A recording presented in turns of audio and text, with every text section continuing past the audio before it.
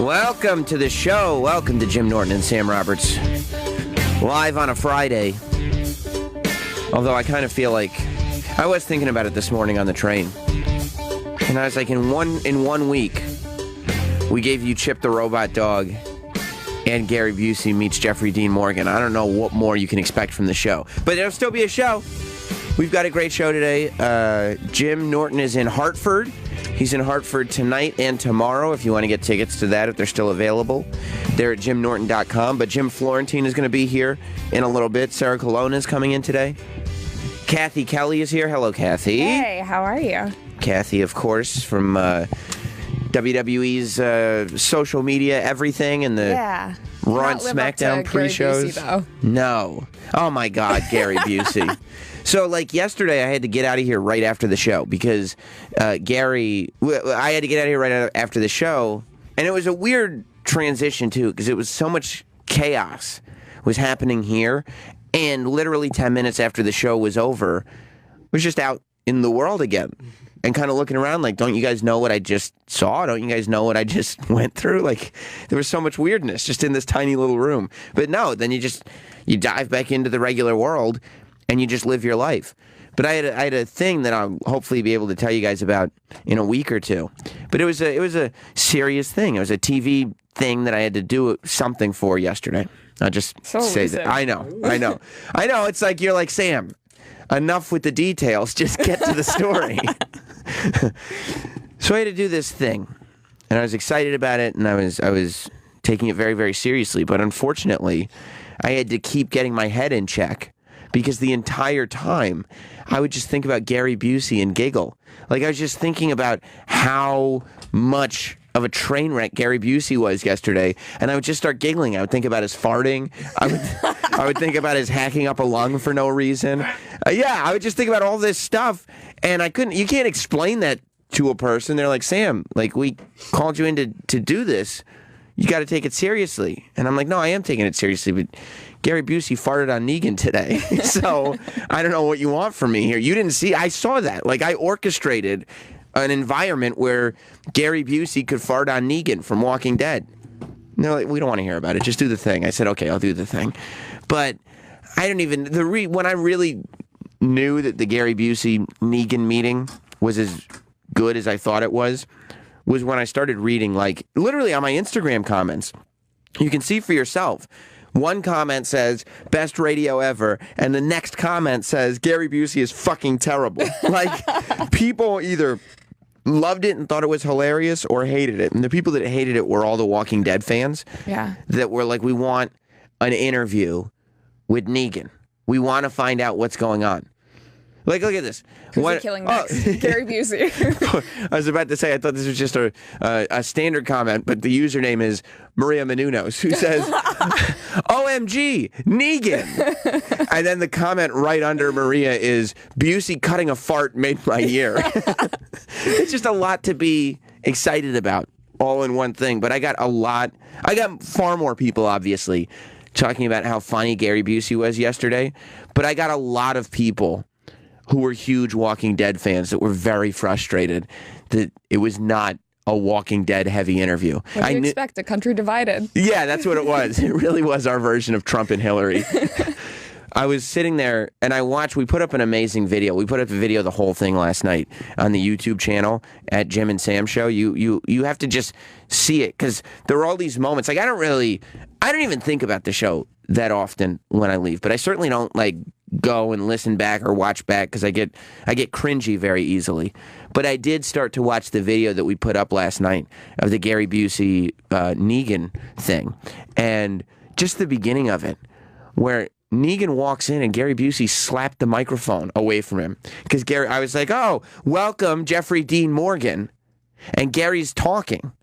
And Gary's mad at me for interrupting him to announce that the biggest star on TV is entering the studio. And then he slaps the microphone out of Jeffrey Dean Morgan's position. And then Negan is sitting there going like, okay, I guess this is why I rushed here.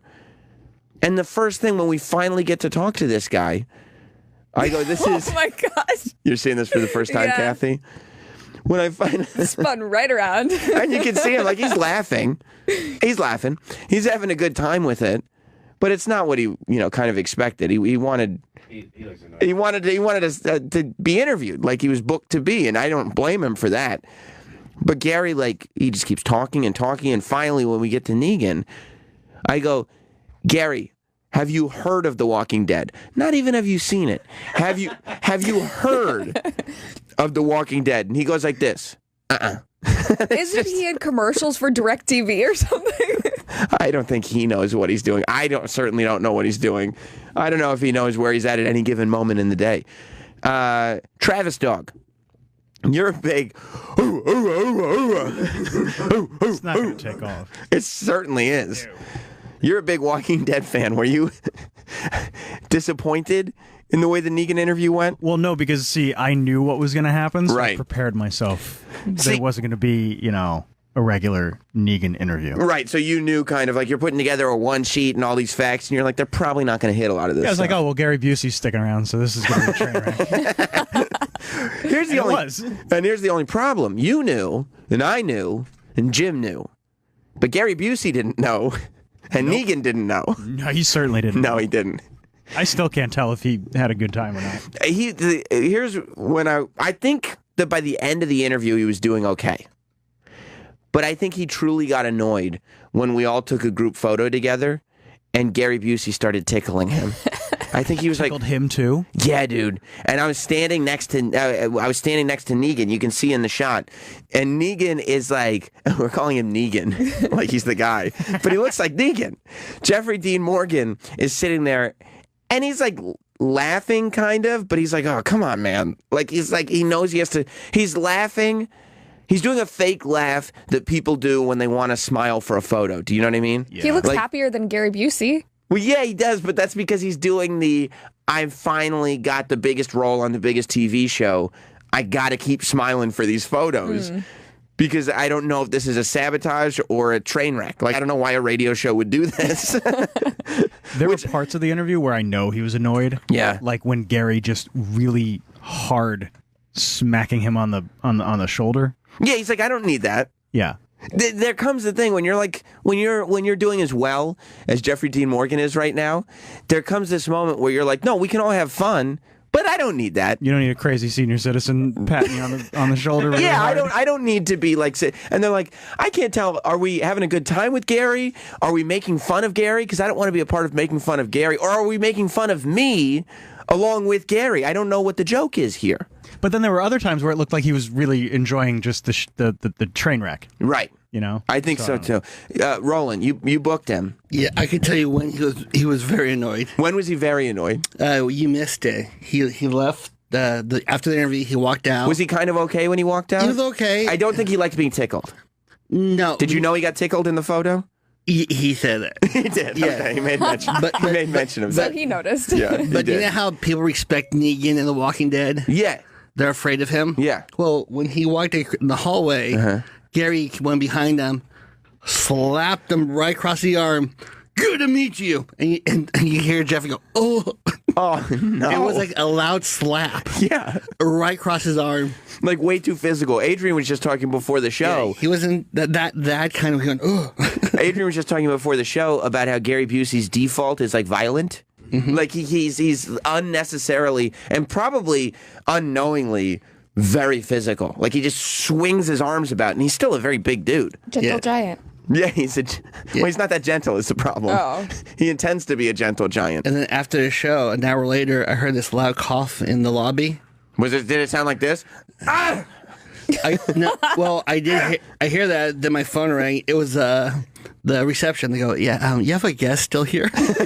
No. Yeah, He was still just around, he was chilly. just trying to meet more celebrities. He was What's the talking to name everybody. of the guy from Of Mice and Men that ends up killing the mouse? Lenny. You think Gary Busey was is a Lenny just waiting to happen? I thought he was gonna kill Negan. Negan was the mouse. But he left. He left okay, right? Yeah, afterwards he was laughing, but that slap. I mean, everybody turned around because it was so loud. Because there's this thing, as a person, it's not even having a good sense of humor or not. There's this thing, Roland, if I'm being jovial with you, Yeah. but I punch you in the face, Yeah. Like when you feel that jolt of pain, you get the rage builds in you. You get this anger, like, and then you're like, okay, take it in good humor, take it, but you get that instantaneous, like, who's fucking with me? Yeah, especially when you're holding a hot cup of coffee on that hand. Oh no. Yeah, and then you're trying to balance everything. And what did Gary just kind of walk away after that? Yeah, it was, and then you hear just like Jeffrey kind of like looking away. And I heard him say like he loved the guy in Buddy Holly. Yeah, he came on the show and he was like, he was trying to butter him up a little bit, not realizing that Gary Busey is legitimately Gary Busey. Yeah. That's there's no act. Like he's Gary Busey on and off the air. When I was like razzing him a little bit on the air during that, because Cathy, I had to reprimand Gary Busey as the interview was going. Like say, stop Like talking. a parent? Yes. Yes, like a parent. I was mansplaining things to Gary Busey.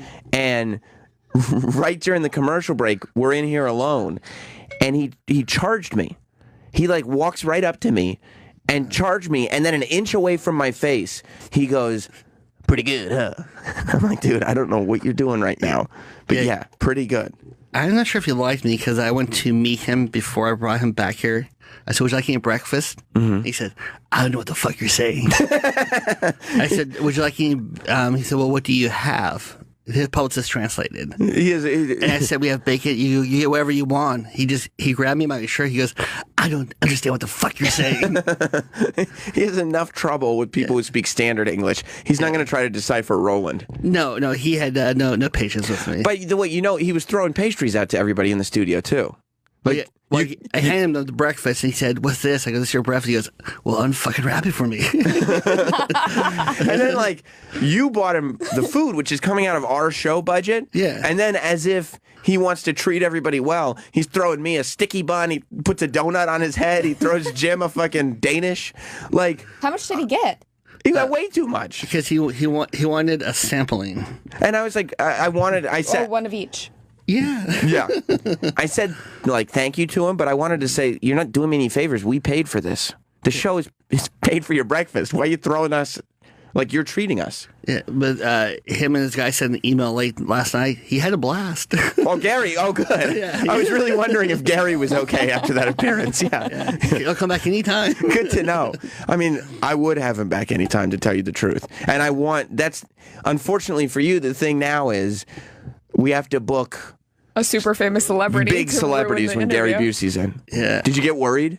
I miss Lady Di and when we had the big celebrity from Games of Thrones. Oh, yeah. I was more comfortable with that. How great is that like our whack pack is Gary Busey? Yes. He's our new Bobo.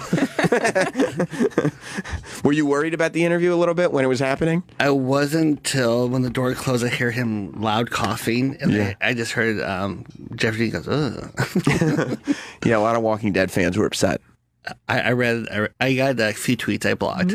Good. I hope he died for booking him. I'm like, "Oh, For booking who? Gary Busey? yeah, with Negan." Well, they're wrong. And by the way, a lot more tweets coming in going, that was fucking hilarious. And honestly, if I had no tweets coming in, I'd be like, right now, top 2 moments of the show. We've been on for 2 months. Top 2 moments, Nancy Grace and Gary Busey meets Negan. Those are, I mean, right?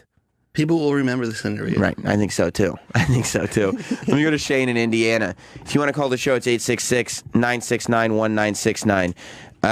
Shane, you are on Jim Norton and Sam Roberts. Good morning, Cathy. Good morning, Sam. Hey. Sammy, I've been down for day one. For the love of Christ, please do not have that cock-stomping retard on again. I guarantee you Gary Busey will be back cock-stomping his way into your life. Why didn't you like Gary Busey? Just nobody could get a word. I mean, I'm not because of Walking Dead. Nobody could get a word in edgewise. I mean, that dude would just not shut the fuck up, stop belching. Well, I don't know if you noticed. I don't know if you heard, but he's coming out with a Buseyisms book. Yeah, can somebody let him know that those aren't Buseyisms, those are just fucking acronyms? Yeah. You're not inventing nothing new?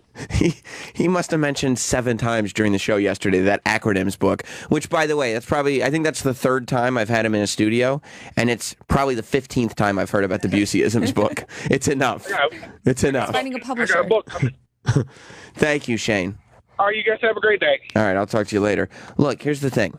Anybody that sits there and goes like, I expected a straight up interview where I got to learn about the guest and their project, not a train wreck, is listening to the wrong show. When you hear an interview and we do learn about the guest and we do learn about their project, that's the bonus. Like, that's a specialty. That's not to be considered the regular. To listen to a show that is hosted and has the names of Jim Norton and Sam Roberts and not understand that we go in every morning hoping for a train wreck. If you don't want to ever hear a train wreck on the radio, you got to find something else in the morning. I hate to tell you that. Let's go to Bill in Jersey. What's up, Bill? Oh, wait, hang on. Let's see if it works now. I got to click that. There you go. Bill, what's up, buddy? Yo, what's up, Sam? Dude, me and my boss got nothing done yesterday. We were just sitting around the radio cracking up. It really was. I forget what happened, but he called you dumb or something. Well, yeah, Gary started to get very mad at me because I had to reprimand him. Oh my God, you were like, oh yeah, you think that's dumb? Well, I forget what you said, but you were like, well, you just said this, and that's retarded or something. Oh my God, I was dying. Arguing with Gary Busey. That's what I've come to. Thank you, Bill. Rich in Florida. Welcome to Jim Norton and Sam Roberts. Hey, I was just telling the guy answering the phone, you're selling it short. Yesterday was the greatest show on the history of this channel. I don't care whoever you want to say, Opie and Anthony, Opie and Jim, whatever. It don't matter. That was awesome, and I just wanted to tell you, you are the greatest bear poker in the history of Ringling Brothers. Has nothing on you as far as getting acts to perform. I mean, I don't believe awesome. I don't believe in abusing animals. I think that's wrong. But abusing people, I'm fine with. But anyway, that show was awesome, man. Thank you, my friend. I'll talk to you later. And I don't know that it was the greatest show that's ever been on the channel, but it was certainly the best show we could have done yesterday. I do want to share some clips with you. If you didn't get a chance to hear it or whatever, listen to the whole interview on demand. And if you have time today or over the weekend, before you watch The Walking Dead again, before you watch Negan have a scene that really, before you watch him, because he really is the coolest bad guy and the baddest bad guy on TV right now. Before you watch him destroy everybody trying to survive a zombie holocaust, do yourself a favor and go on YouTube and watch Gary Busey destroy him. But this was how the interview started yesterday. Jeffrey Dean Morgan is here, and I'm excited. He's on the biggest show on television. Gary. Yes. Hey, Gary, not only is he on the biggest show on television, but he's arguably the biggest character on the biggest show on television right now. What is the biggest show on television? I think the show they're referring to is The Walking Dead. Have you heard of The Walking Dead, Gary? It's you gotta keep up with what's going on. Walking Dead. The Walking Dead is a massive show. And I have been to the other side twice. Right. There's no such thing as death. In fact, I'll take the letters that spell death and create a definition for it. Because I've been the other side twice. Death, D-E-A-T-H, stands for don't expect a tragedy here. Maybe I think we could rename the show. Yeah. He just took the wind out of the sails of the whole premise of the show. He's like, Walking Dead. I'm like, yeah, it's 7 seasons in. He's like, yeah, but that doesn't exist, so it's a stupid show. All right, Gary, well, thanks. We're thinking we would actually promote it, but I guess that's not going to work out. In your interview training, Cathy, yes, you're a host for WWE. If you had a wrestler that was like, do you know how many times I've won the championship? And you just looked at him and went, do you think that would? How do you think that would pan out? I thought you were going to ask about death. I'm like, that's standard there. Yeah, I don't think. If you were interviewing the Undertaker, the Undertaker's like, I've been dead twice. yeah. If you were interviewing the Undertaker and you were like, Undertaker, here's the problem. You call yourself the dead man? Death, it's not even real. Here's how you spell death. D-E-A-T-H. What are you doing, Cathy? I love that he's promoting his book while you're talking about The Walking Dead. Yeah. No, that's more important. He's going back to Buseyisms. By the way, the book doesn't exist. He's been talking about it for years. It doesn't. Travis, is the book? Is it an actual book? He's never making a book. He's not, right? No. Didn't he come on the after show years ago and promote the book? Yeah. Has it ever come out? No. Okay. All right. Good. I thought I was crazy for a second. No. It's all in his head right now. This is from 2008. 2008. And he's talking about his Buseyisms. That's a long con. Yeah, it's a long con. He really looks a lot more put together in 2008, doesn't he? Yes. Yeah, he's put on a few pounds. That's okay. He's enjoying life. He looks regal now, is the thing. He's really enjoying his success. Let's go to John in Rockaway. What's up, buddy? Hey, so love the show, guys.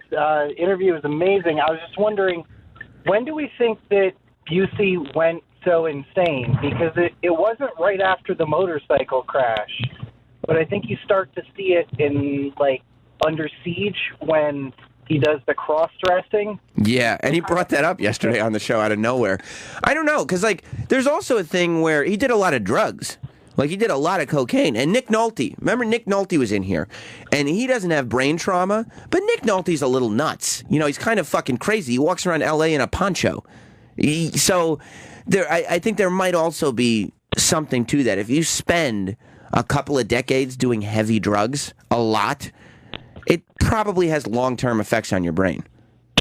That's probably true. And I think that it all catches up. I would say as Gary's getting older, he's surely getting crazier. You know. Okay. All right, buddy. I'll talk to you later.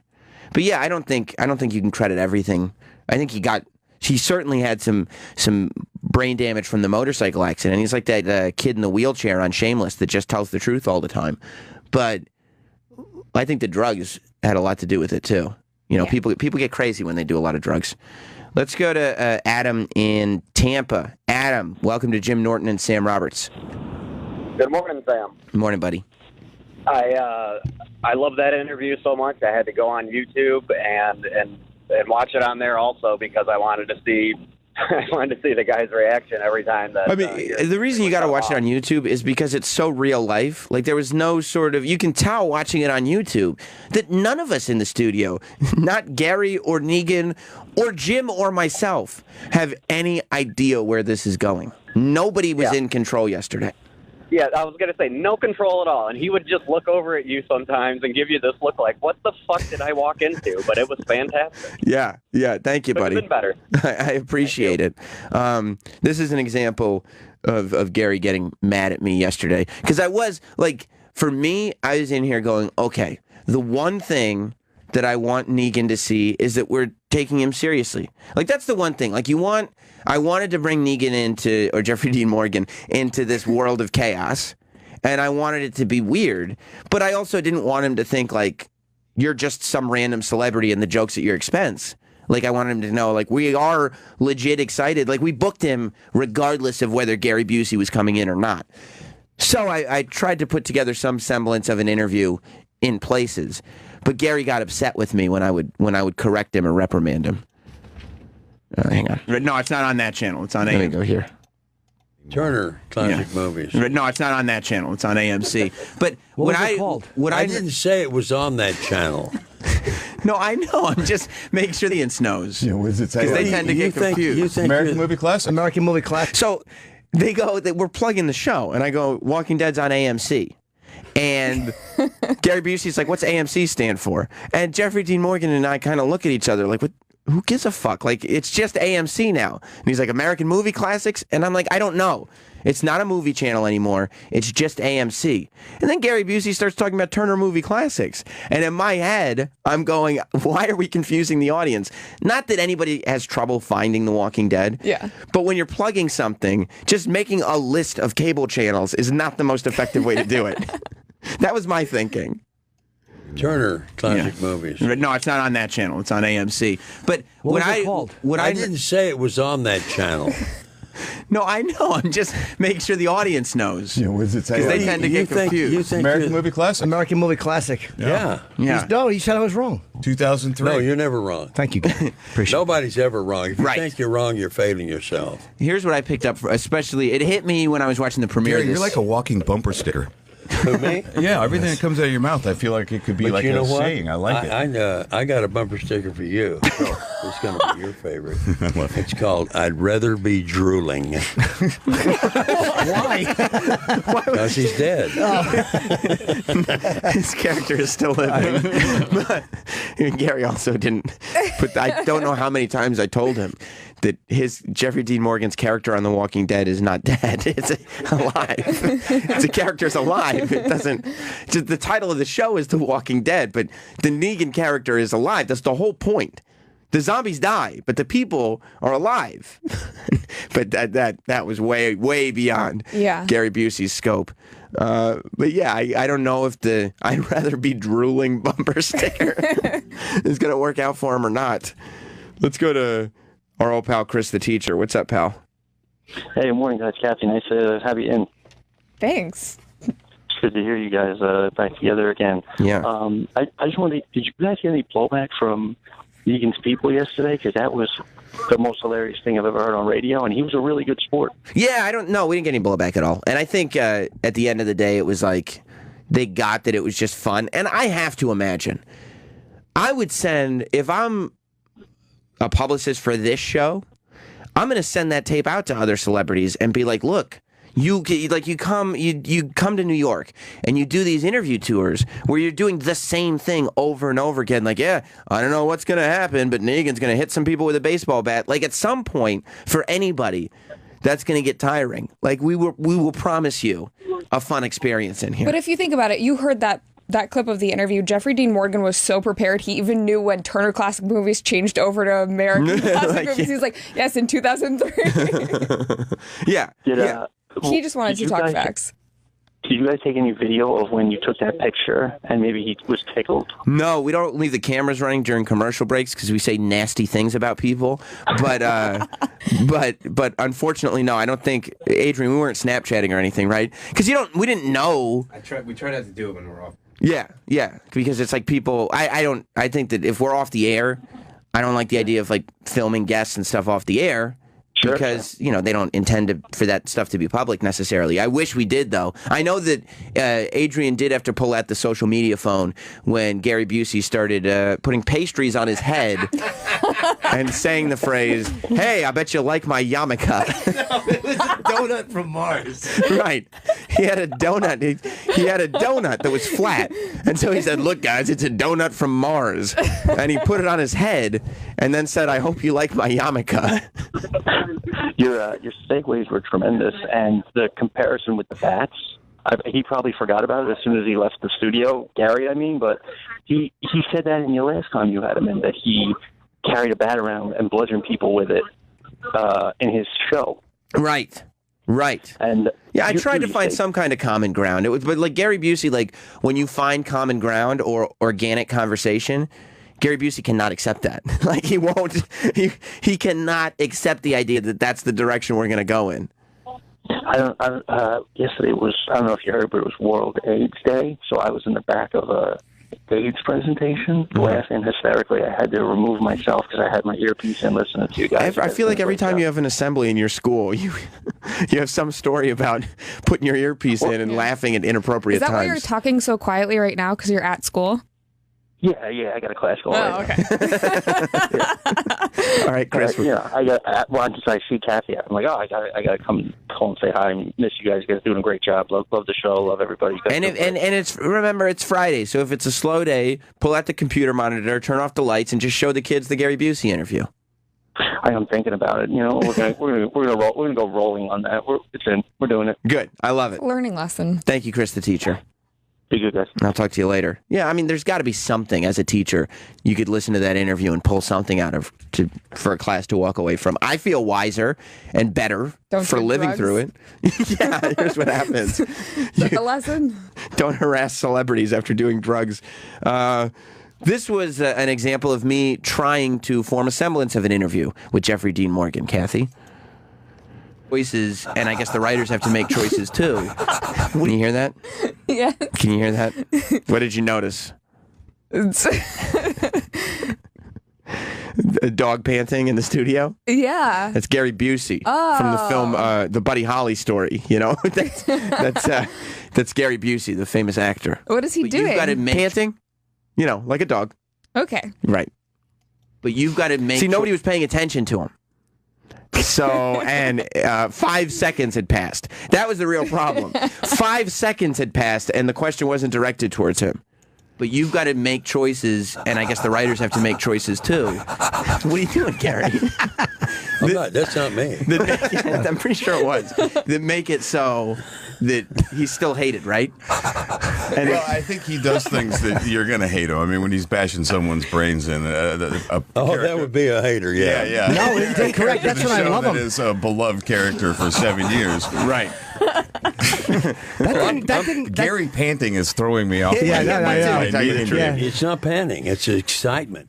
See, that's when it's like, okay, we were having fun, but like if you're gonna pant through the answers to my questions, I don't know why I'm here, right? Yeah. That's where that's where Gary Busey kind of starts to be a nuisance. Kind of. It's like a toddler. A little bit. He is like a toddler. And then of course, this was probably the what made Gary Busey the MVP of yesterday's show. If we were still doing line of the day, this would be line of the day, and it came out of Gary Busey's bottom. I think he's got the charisma and the sense of humor, and definitely the Did you hear that?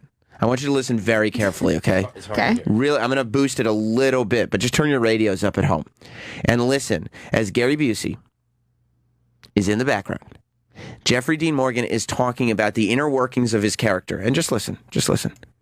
I think he's got the charisma and the sense of humor, and definitely the brutality going for him. But I think he's just super smart as well. And, and I think that's where he was. Did you say secret smart? Gary just farted. Gary just farted. I want to know how what's going on with this show. How the fuck did I walk into this? I don't know. Gary just farted. Welcome to the show. You can say his publicist is fucking fired.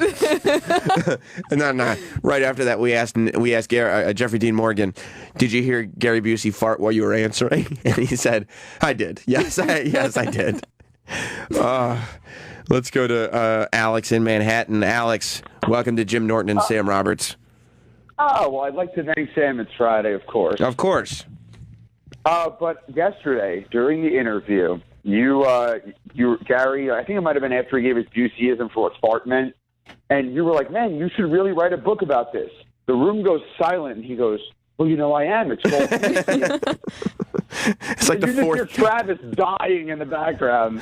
Travis, did you notice that he had plugged his book a lot? Yes. That's all it does. That's right. And if I have to hear one more time what color the apparition was that he saw when he passed out, it's like, enough. We got it. You died. You're back now.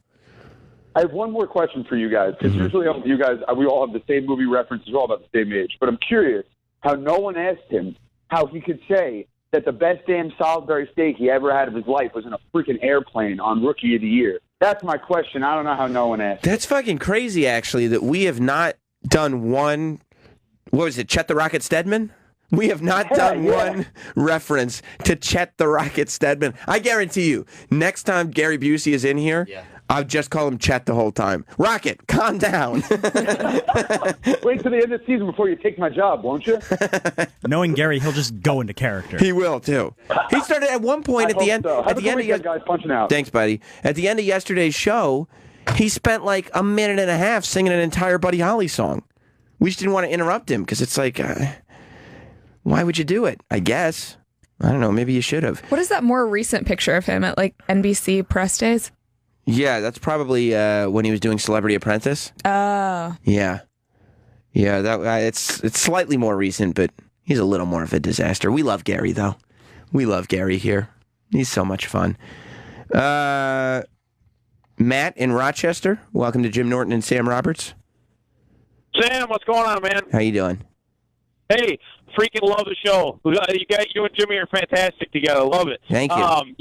I'm absolutely going to start watching The Walking Dead because of the interview yesterday. I was so impressed by that Negan guy. I can't remember his real name, but just how he rolled with it. He sounds like such a cool freaking guy. I got to watch the show now, so I want to say that. And also, yesterday's show was so fantastic. That's what so many of us fans want back. Like, I remember when one of the best shows was when you had Lady Di on with that Pawn Stars guy or whatever, and she was trying to sell him the shirt and stuff, and he's just like, yeah, it's worth like $5.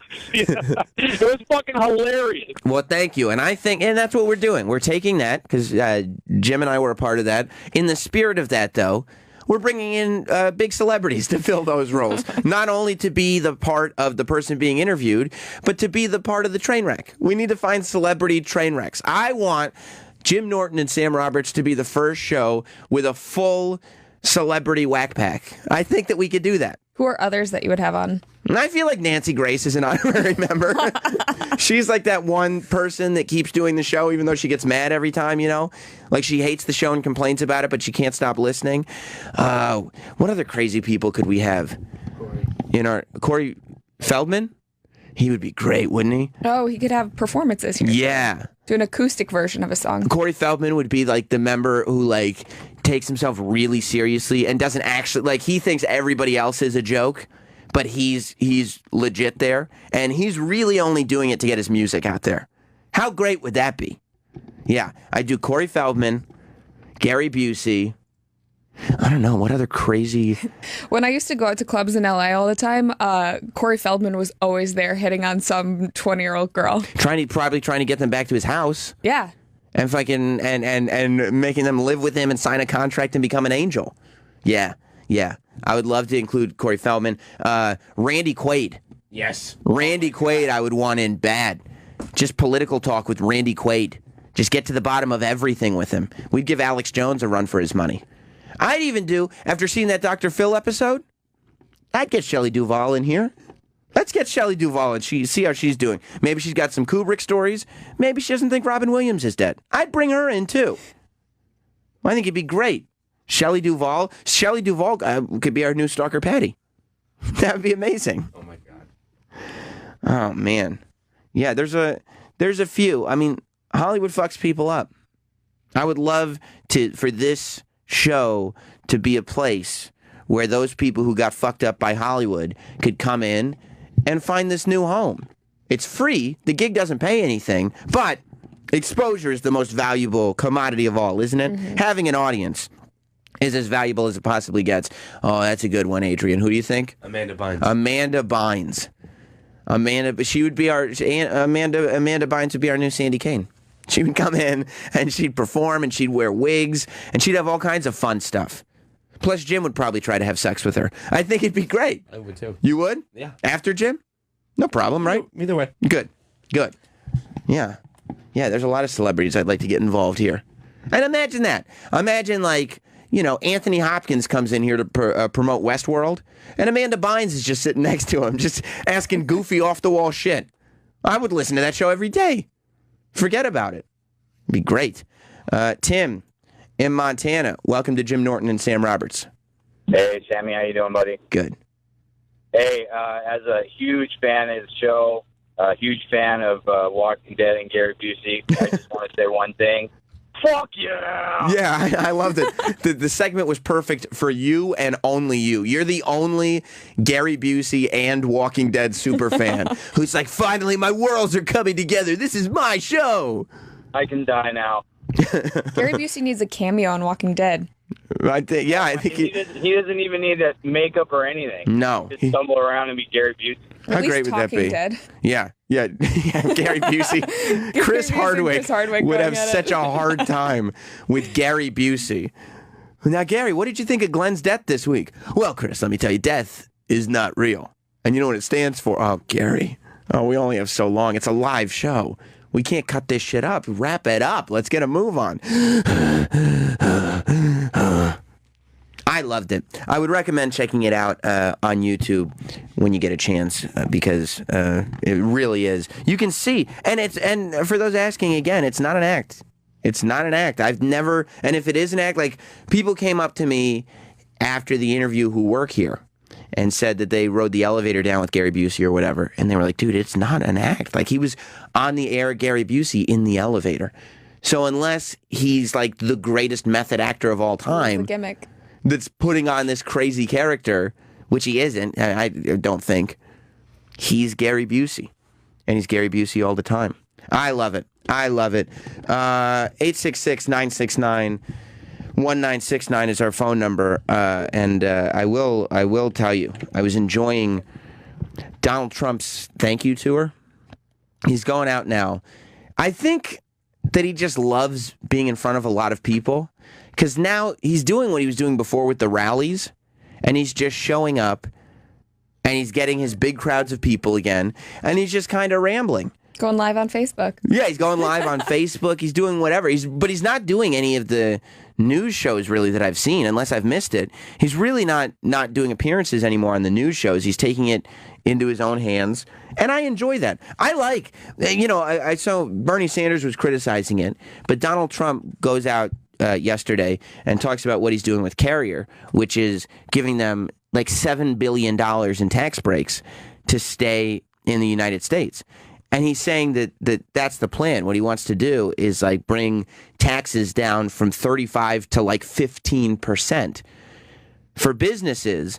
And the only time you'll have to pay like that 35% is if you incur the penalties for going overseas, which is the promise that he made. And honestly, hopefully he won't build the wall. I don't think he'll build a wall. I don't think it's going to happen. Oh, Mexico's going to pay for it. You still think Mexico's going to pay for it? Yeah. I'm glad Adrian's back. Adrian spent all of the beginning of this week. That's why D-Bag was in that chair. He spent Monday, Tuesday, and Wednesday at home mourning Fidel Castro with his family. Oh. That's what he was doing because all the Cubans weren't allowed to do anything. Like they weren't. Except Did you take that first flight from LaGuardia? He couldn't. Down to Cuba? He couldn't. He couldn't celebrate. He couldn't leave his house. It's like that Jewish holiday where you can't turn the lights on. That's what Adrian was doing with his family. That's right. He was just. They couldn't do anything. Well, we're Castro people. I know. Yeah. I know. You and your mom and your dad and your brother. You were all just sitting there. And you were mourning El Comandante or whatever his name is. See, yeah, see. You were all sitting there, and you were disgusted, right, at the people in Miami that were celebrating his death. What? Disgusted. Yeah. Right. Because Adrian, his parents came over here, but they're Fidel people. They always were. They love those Castros. Do you know Elian Gonzalez? Are you friends? He's a friend of mine. That's his cousin. Oh. Elian Gonzalez is Adrian's cousin. Not by blood. That was Adrian's closet that Ilian was hiding in. That was his closet. Like Adrian and Ilian shared a room when they were growing up. Oh. Primo. Yeah, was that crazy when those guys came in with the machine guns? It was scary. It was, right? Were you a little jealous that you were like, take me back too? Yeah, well, I'd never been. Yeah, so you wanted to see. Yeah. You wanted to hang out with El Comandante. El Presidente, yeah. Right. Well, I'm sorry for your loss, Adrian, and viva la revolucion regardless, right? That's right. La revolucion continues, right? La revolucion. Yeah, that's good. He was so sad. He called me on Sunday. He goes, boss, I can't come in. And I go, why not? And he goes, did you hear the news? I go, what? And he goes, this is the last phone call I'm making because we're turning off our electricity because Fidel Castro died. And I go, Adrian, like, he killed a lot of Cuban people. He's a terrible man. He put an uncle of mine in prison. Yeah, but you said that was because the uncle was disloyal. Dickhead. Yeah.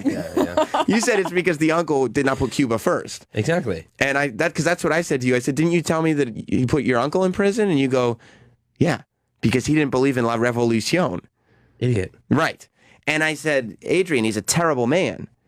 And you go, Sam, I respect you, but you need to shut the fuck up right now when you're talking about Fidel Castro. I go, okay. And I gave you permission. I gave you your 3 days off so you could sit home and mourn the man that you called the greatest political leader of all time, which was a lot for me. Yeah. I don't remember saying that. Yeah, which was, I personally disagree, but I don't want to get into that with you. I don't like to talk politics. I know you hold him so dear. Yeah. But I do. I'm sorry that your family is going through that as Cuban Americans. Mm-hmm. You know, and odd because almost all Cuban Americans were happy about it. That's why they're Cuban Americans. Yeah, it was weird that you guys left Cuba but still remained loyal to Fidel.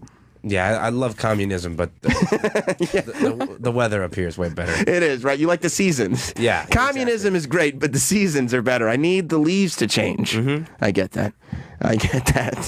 Well, and you can go back to the motherland now, which is nice. JetBlue will take you there, so that'll be good. That'll be good. But yeah, so Donald Trump doesn't want people starting their businesses in Cuba, Mexico, nowhere. And I kind of like what he's done. And I think that he's not going to get the wall done. It's ridiculous. It doesn't make any sense. Mexico's going to pay for it. I know he said that Mexico's going to pay for it, but I don't think that that's actually going to happen. He might put some new fences up. He might put some new border patrol on. Congress, anyways. Yeah, I don't think it's going to happen. But Mexico has Congress? It's our Congress, Adrian. It's not just he's not just going to strong arm Mexico and their government to taking on the project themselves. Fidel would. Yeah, I know Fidel would, but that's your guy. And by the way, you know the difference between Donald Trump and Fidel? Donald Trump's alive? Yeah. Donald Trump managed to survive through through 2016. Okay.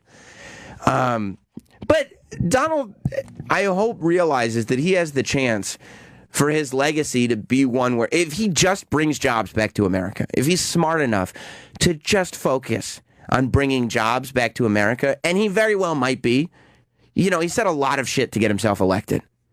But if he just brings jobs back to America and he just does stuff like this Carrier deal, where he's pretty much guaranteeing by giving into what Carrier wants, which is what he should be doing, he's pretty much guaranteeing that the jobs stay here.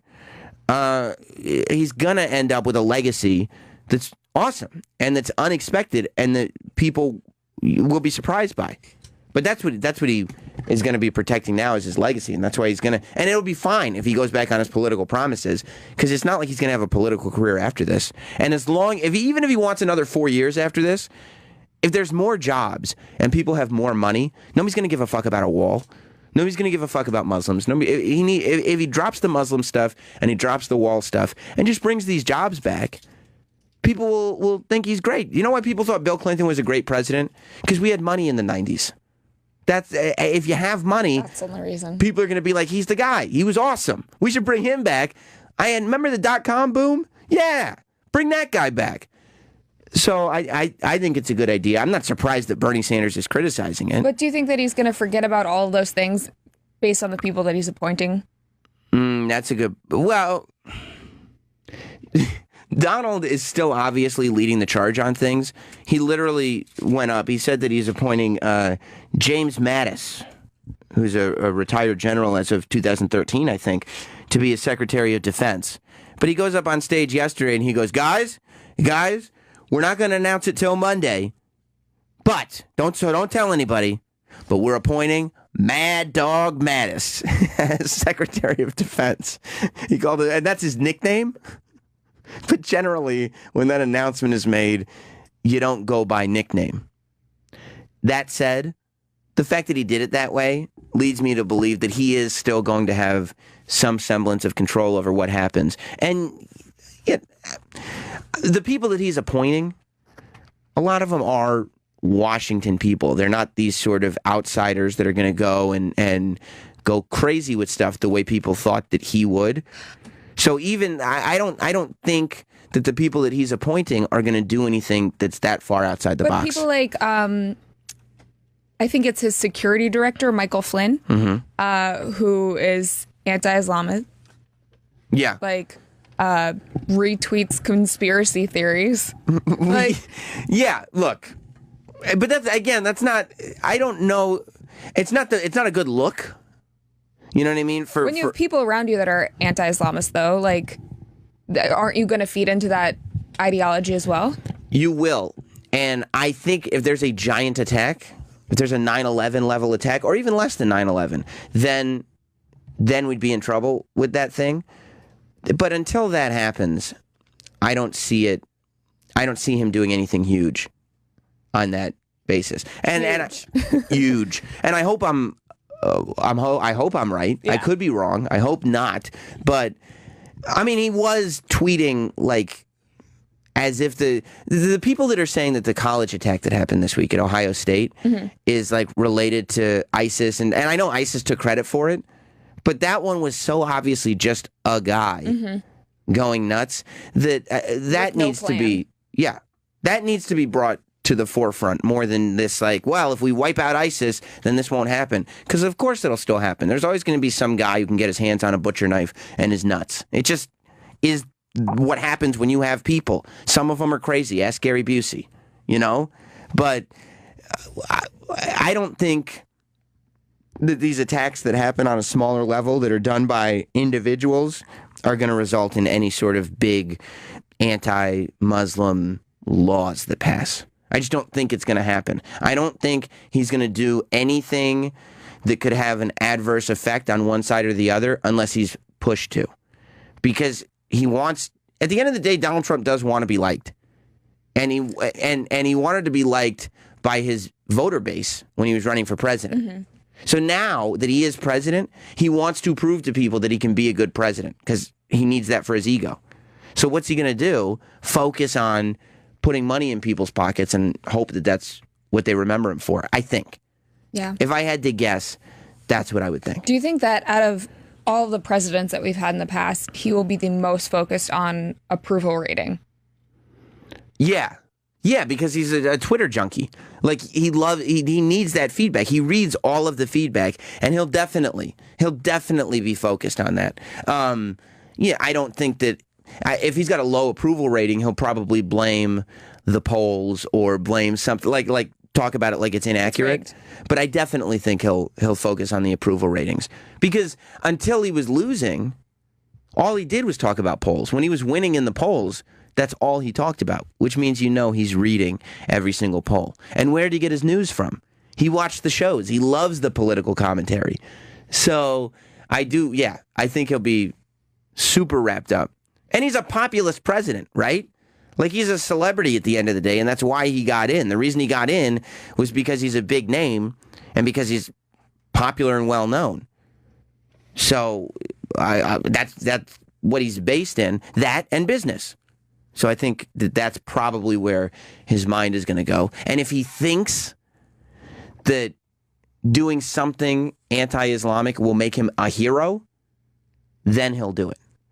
But until then, he's just, I think, going to do things that he thinks will make him look like a hero. And Bernie Sanders criticized him for saying that basically all he's doing is caving into carriers' demands, giving them what they want so they don't leave. And he is, but I don't know if that's such a bad thing. Let's go to Rick in Ohio. Rick, welcome to Jim Norton and Sam Roberts. Cathy, Kelley is here. How you doing, man? What's up, buddy? Hey, quick question. Just wondering, that you're saying that guy wasn't related to ISIS, which he probably wasn't. He was, a lone wolf or whatever. But if I went on a white supremacist website right before I killed a bunch of black guys, I'm not racist.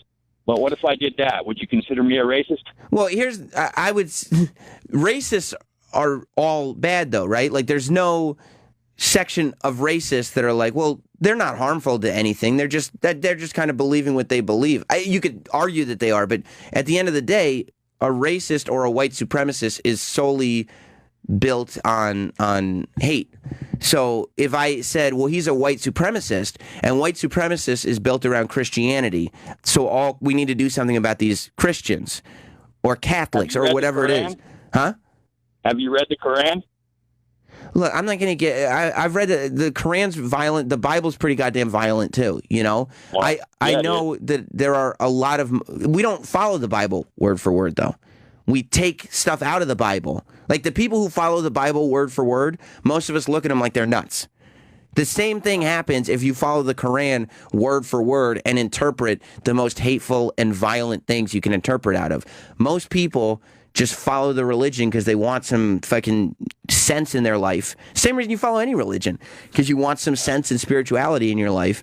And that's what the vast majority of Muslim people are doing. It's not like it's a violent culture. It's that extremists are violent, and we should recognize that. We should talk about the fact that and we should say, if there's a terrorist attack, it was done by a Muslim extremist sect. I'm 100% for that, and I hate that Obama never said that. But when there's just a guy who's doing something and he thinks ISIS will think it's cool, or whatever, that it doesn't really relate to anything except that one dude. All right, man. But you know what I'm saying. I mean, you do fall into a certain category when you're that guy falls into a certain category just because of the fact that he went on that website. Yeah, I mean, he does, but at the same time, you just can't, like, based on what the country's built on, we can't go through a thing where we're banning Muslims. Like, you just can't do it because it goes against what the country's based on. You know, I don't want to ban all Muslims, but you sure got to keep an eye on them. Yeah, you can't argue that. Yeah. Yes, you're right. But you have to keep yes. But you also have to be able to admit when they're like, this is not a threat, this is not a threat, this is not a threat. Okay, we got one. And focus on the one. When do you know when there's a threat? Because these guys are popping up all over the goddamn place. Yeah, I don't think that mosques are a threat. You know what I mean? Like, I don't think you sit there and be like, what's going on in that mosque? What's happening over there? Where do they come from, though? They're coming out of mosques.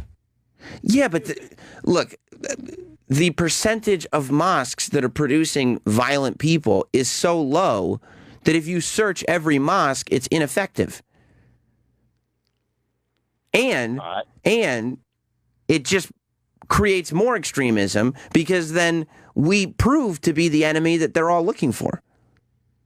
You know what I mean? It doesn't matter. It doesn't matter. They hate us anyways. No matter what we do, they're going to hate us. Yeah, well, there'll be more of them hating us if we give them full reason to hate us.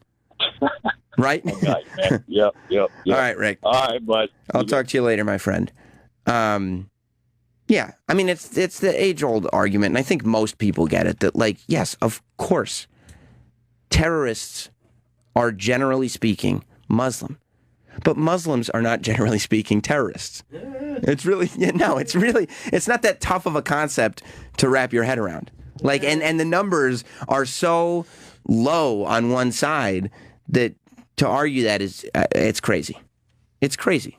You know, you can admit that most terrorists are Muslim. Sure, why not? Of course, yes. And talk about extremism, but you can't. It doesn't work the other way at all. Are you saying the 1.5 billion Muslims are not terrorists? Yeah. You know how much terrorism? Hold on. If we had, are you saying that over 20% of the world's population is not terrorists? If all Muslims were terrorists, do you have any idea how many bombs would be going off constantly? There's so fucking many of them.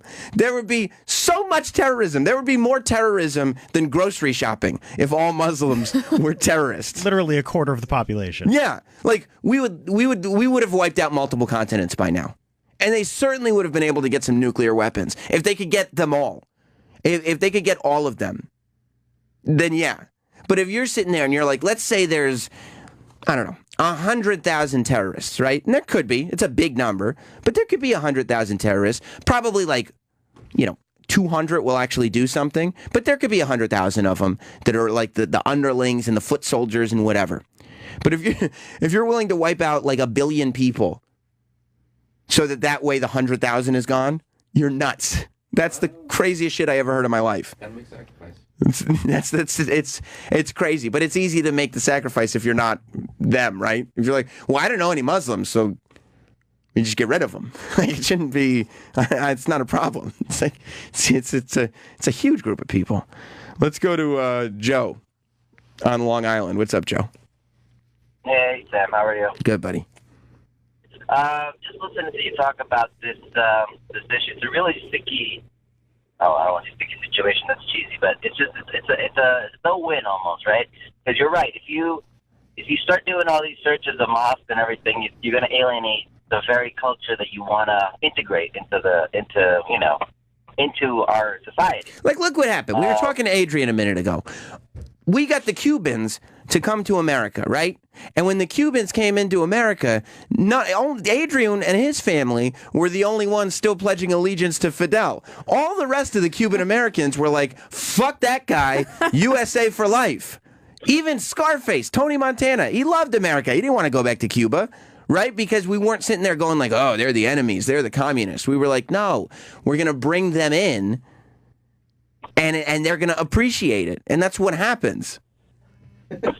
Right. Except in Adrian's case. The only issue I do have, and I worry about, is that it's a little different just because as a whole, you don't want to make generalizations about religions ever. Right. Or anything, or anybody.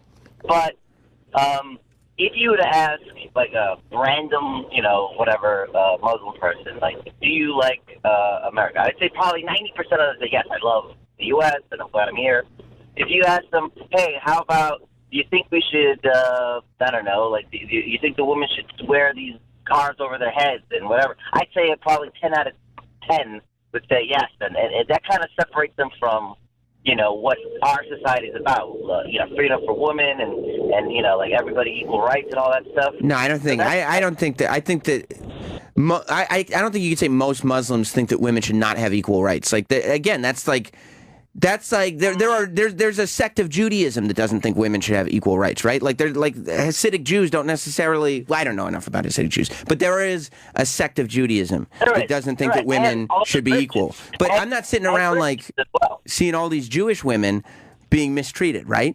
Like that's a small sect of a religion that we're going like, okay, well, I guess that's what they're doing over here. Like, there's Mormons or whatever. There are Americans that think that. Right. Mormons are marrying like 17 wives. Aren't Mormons, are they the ones that get the sister wives?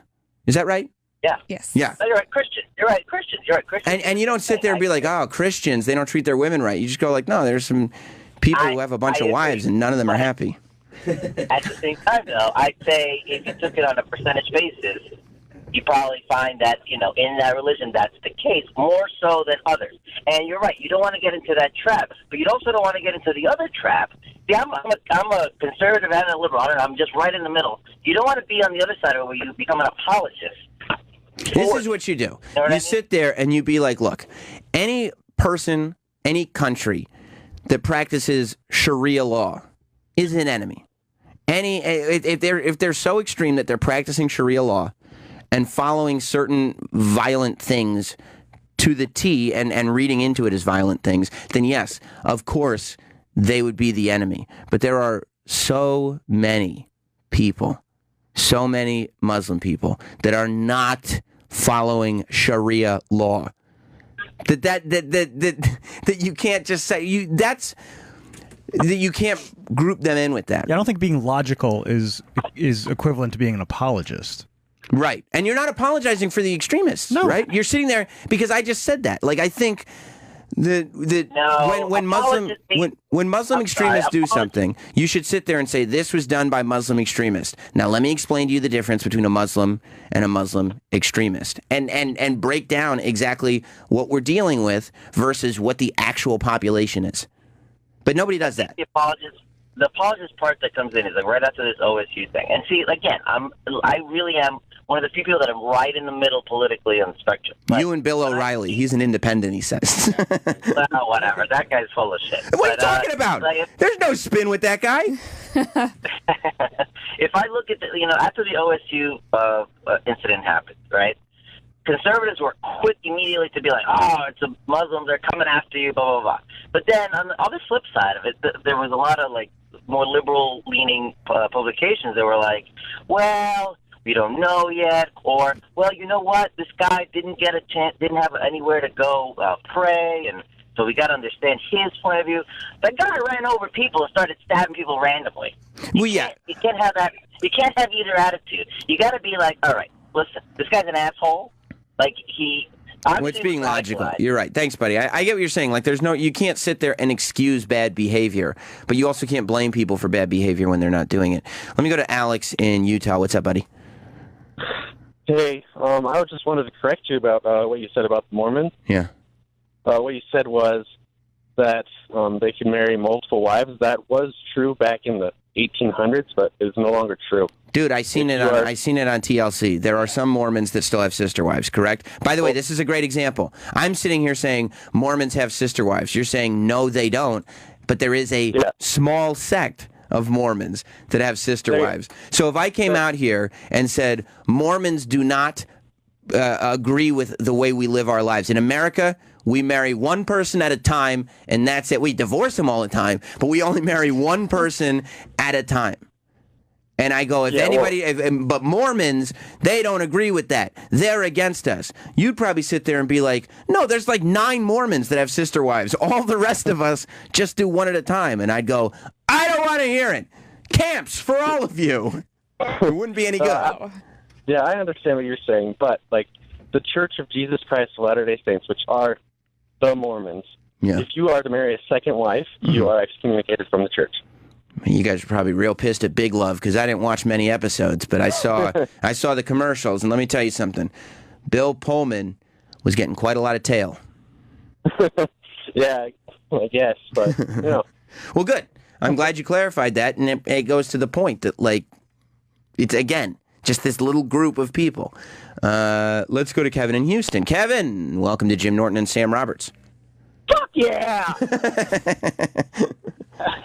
I want to clarify something, and I may be wrong, and I will say that from the get-go, but maybe Trav Dog can use the Googler and find out, but in order to fulfill your Muslim faith, don't you have to make a trip to Mecca where Sharia law is practiced? No, you have to make a trip to a store that sells Mecca clothing. I mean, I'm...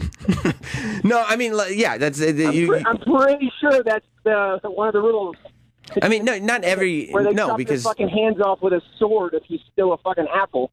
I saw Aladdin.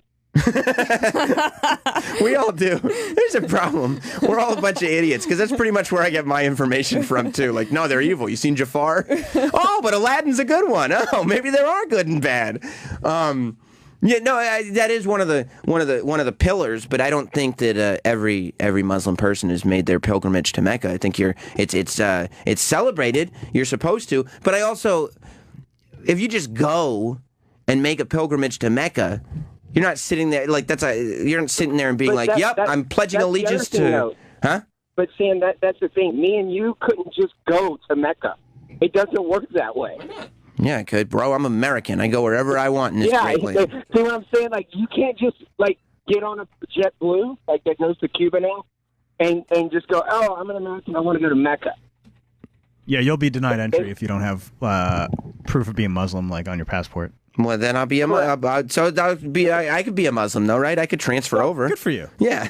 Yeah, I want to see. I don't want to. I just want to. Just take a test. Yeah, I want to be a Muslim so I could just not be pulled out of anything. I just want to be included. So why is it, though, that we have to bow down to everything that they want here, and it doesn't work the other way? And I know that's the argument. I mean, what do you want to go to Mecca so bad for? Like, who cares? What difference does it make? Like, I don't need to go to Mecca. I'm not going there. It's a long-ass plane ride. You only want to go because you're not invited. Yeah, like, what are you going to do in Mecca? There's no gift shop. They probably have terrible Wi-Fi. It's in the desert. It's hot. Like, I'm not going to Mecca. I didn't even know I wasn't allowed there because I wasn't going to go. Like, you can't sit there and be like, we're not going to give you American rights because I heard, my buddy told me I can't go to Mecca. So you can't have our American rights. Like, honestly, if a bunch of Muslim people showed up to where's that place where the Pope lives in Rome? The Vatican. The Vatican. If a bunch of Muslim people showed up to the Vatican, you don't think there'd be somebody that's like, "What the fuck are you doing here?" Like, what's your business here, huh? What do you got here? You're on the list. Yeah. I don't see you here. They didn't even like Bill Maher when he showed up, and he's an atheist. Great show, buddy. All right, buddy. I'll talk to you later. Dan in Pennsylvania. What's up, Dan? Sammy! Okay, I missed that. Morning. So I'm on the app, so I'm a few minutes behind. I just heard you talking about Mecca, but you said earlier... I'm going. Good luck. So, like, you said that we shouldn't... we shouldn't be an ally or we shouldn't deal with countries that follow Sharia law. Yeah. Like, Saudi Arabia is our biggest ally, and that, they're all about it. They love it. They love it. You know why that is? Crooked Hillary. Why is that? Crooked Hillary. I heard it. Crooked Hillary. She loves Saudi Arabia. I heard about it. It's not good. It's bad. So Very bad. What do you think? Do you think Trump's just going to get into office and say, "Well, we're done with you," and that's that? I wouldn't be surprised. I mean, that's kind of the way he rolls, right? But no, we're not going to do that. No, we're not going to do that. Yeah, so how do you deal with something like that, where there are these countries like Iran and Saudi Arabia that is their government and that's what it is, Easy. and there's nothing we can do to change that. What do we do about that? Same thing we did in Iraq. Just a nice, slow, easy pull out of the troops. Let it handle itself, and everything is cool. What troops? We haven't been at war with Saudi Arabia or Iran. Are you suggesting that we should go? Maybe we go and then pull out, and then everything's good again. That's good. Right? Here's what we do: attack, infuse our culture, leave, and watch as everything goes directly according to plan. I can't wait to see Donald Trump on a boat with a big sign, and it's going to say 2 words on it: mission accomplished. All right, I am ready for that and waiting. You have yourself a lovely day. Yeah, thanks. This is why I can't have an idiot in charge of foreign policy. And I'm not talking about Donald Trump. I'm talking about me. Mario in Detroit.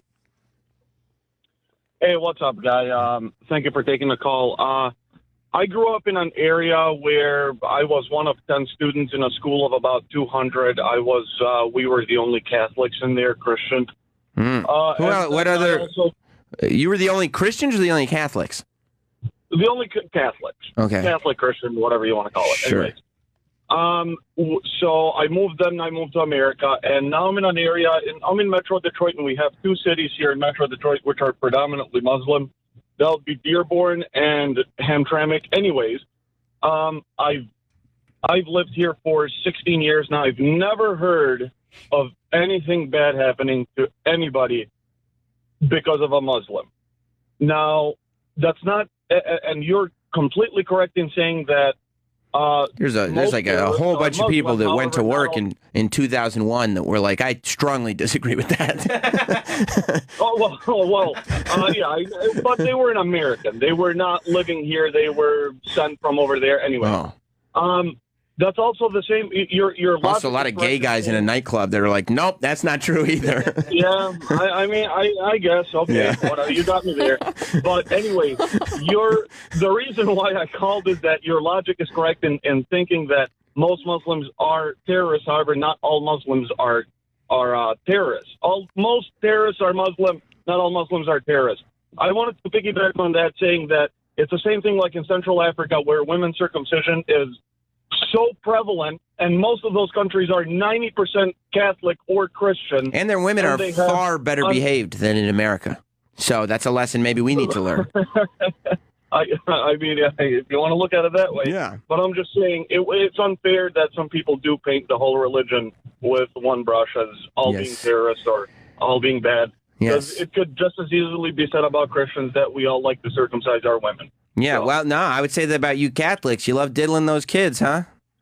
Well, that, you got to get what you can get, Okay, goodbye, Mario. Let's go to Mike in Jersey. What's up, buddy? Hey, what's up, Sam? How you doing? Not too bad. I'm actually driving across country right now in Kansas, but I want to talk about like the percentage of Muslims and stuff. Like you were saying, there's 1.2 billion Muslims in the world. So, like, let's say, like, even 1% That came from the TEF box, so you know it's accurate. Oh, yeah, definitely. Yes. But, like, let's say even, like, 1% are, like, totally radicalized. That's 12 million Muslims in the world. Okay. That, like, would, do anything to kill an American. And then you got to think about the percentages that sympathize. And I think that the stats are a little higher. I mean, I understand that most. All right, so let's sit there and be like, okay, so look what 19 guys did on September 11th. They killed 19 guys, killed almost 3,000. You still can't, as an American, justify like being prejudiced against 99% of a religion because 1% is bad. Like you can't. That's not even less than 1%. Yeah, and it's probably less than 1%. But even if it's 2%, that's still 98% good.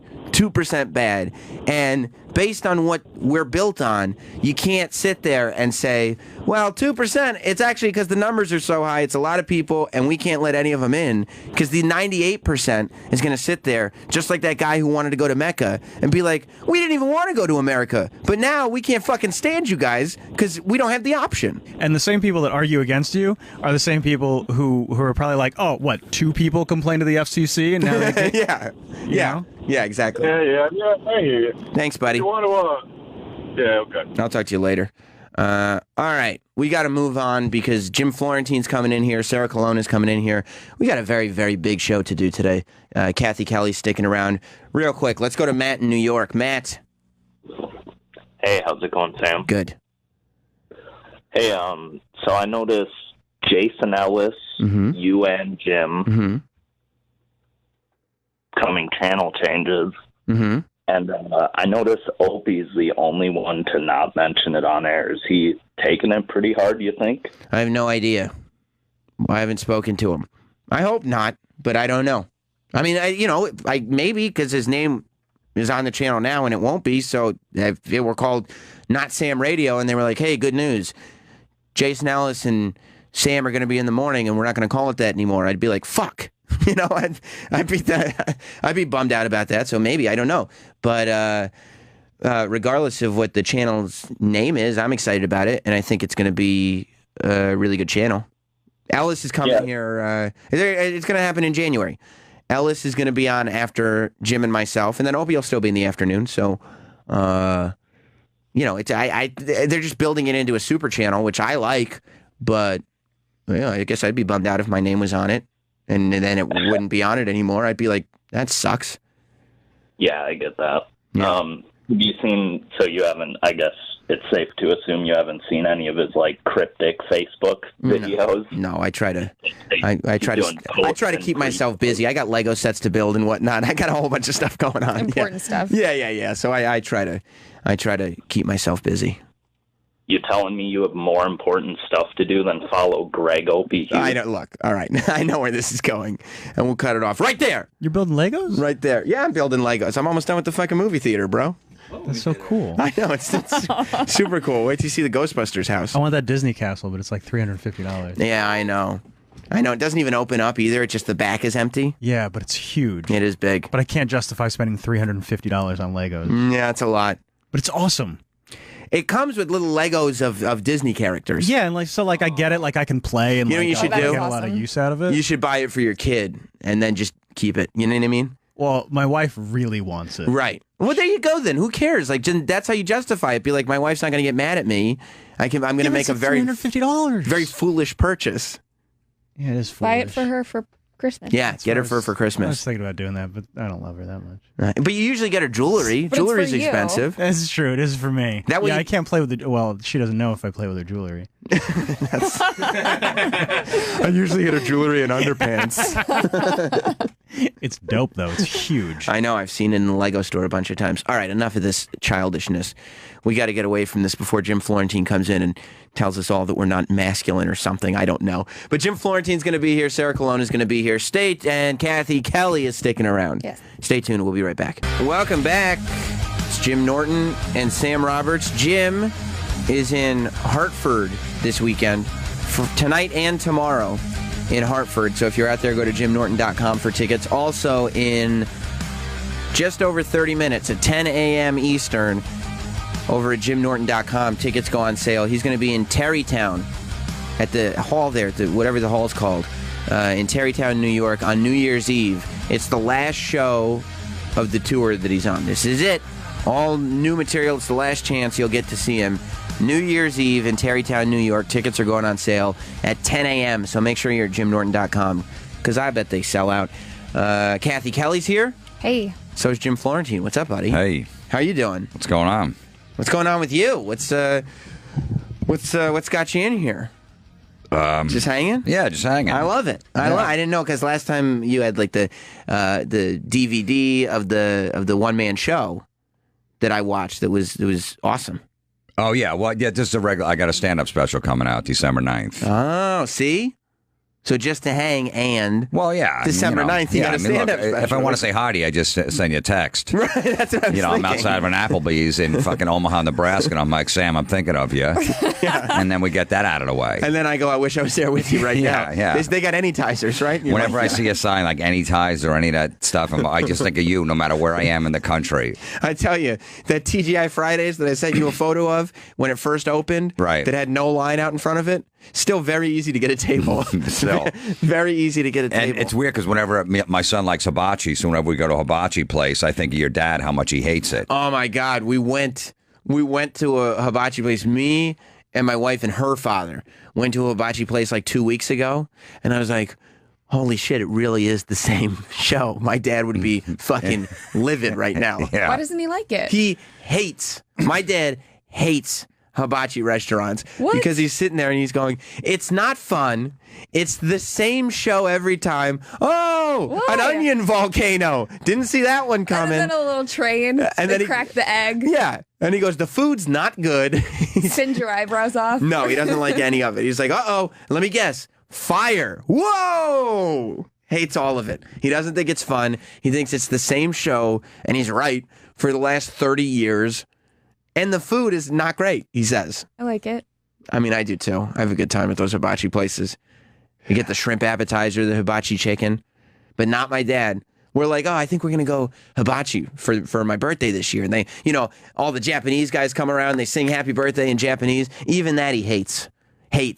Because he's like, yeah, I saw it before. Every other birthday I've ever been here.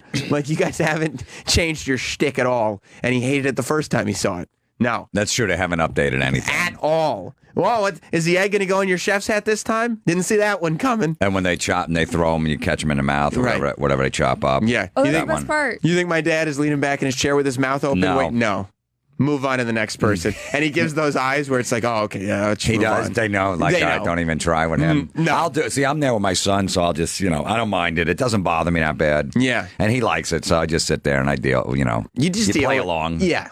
Because you don't want his good time to be diminished. My dad never had that problem. he didn't mind, like, if like me and my brother were like, oh, this is great. He'd be like, it isn't.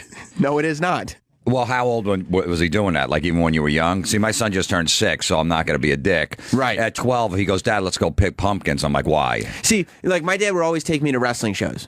He would always take me, like, if they were at the Garden, he was able to score tickets because he worked in advertising, and he would take me. But he'd go, right, I don't want to go all the way into the city for this. Like, he would let us know that it wasn't his first choice. Right. But then he would still do the right thing. You know what I'm saying? Mm-hmm. And he wouldn't make us hate ourselves for it. But then as we got older, he's like, no, I've always hated it. It's stupid. And it's the same stuff. And the hibachi was really like, it caught us all off guard. Because everybody likes hibachi. I've never met a person who doesn't like, who can't, like, I'm not saying you're the biggest, like, this is it. This is the pinnacle of entertainment. But I've never met a person who actively hates a hibachi place, right? When your dad was saying that, I'm like, yeah. And then I thought about, I don't really hate it that much. And I hate a lot of stuff, but it doesn't bother me. Even if I went there with just friends, I'm not going to go, oh, this is stupid. But you don't go now and look, like, I go and look at it now and I go, that motherfucker was right. God damn, he was right. I know, this he is did really ruin stupid. it. Now he did ruin it, yeah. And then they put out when they really get you is when they pull out the, Sarah can come in, when they pull out the thing that shoots water out of the dick. Like, it's like a water squirter, but you push down on it and it looks like a guy peeing. And everybody goes, ha, ha, ha, ha, ha.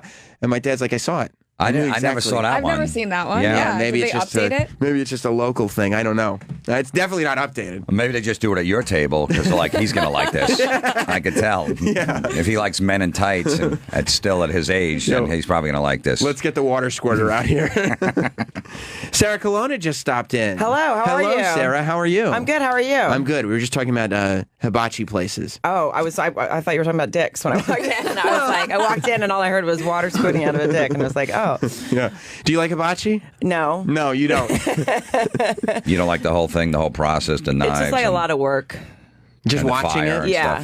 stuff. Yeah. It feels like That's true. And sometimes, like, and you see it stresses me out. and the chef's right in front of you, like, being like, you want this, right? And you can't be Yeah. like, no, or like, you can't have that private moment. Yeah. Plus, you have to share space. That's what really started to get me.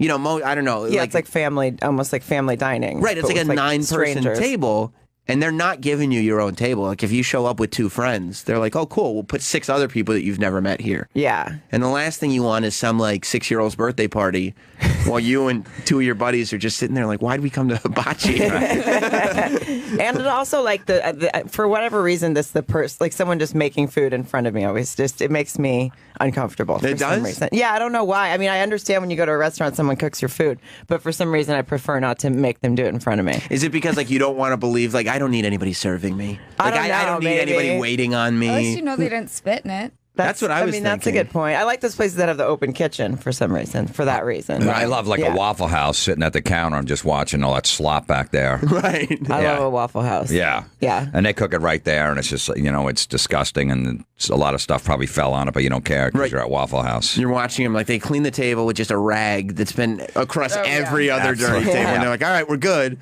And the grill's never been cleaned. No. I got excited when you said Waffle House, and now I'm thinking maybe the hibachi is just too fancy for me. That's my problem. That might be it. It might just be. You're looking at the grill too going above like, me. Yeah. You throw some pancakes on that, Where's the gravy? right? Yeah. Because Waffle House is open 24 hours, so when are they cleaning that grill? Never. And it's always busy. If you go in there at 4 or 5 in the morning, there's people in there. Because it's the only spot that's open. So like everybody goes there, and yeah, you're right. It's just turnover.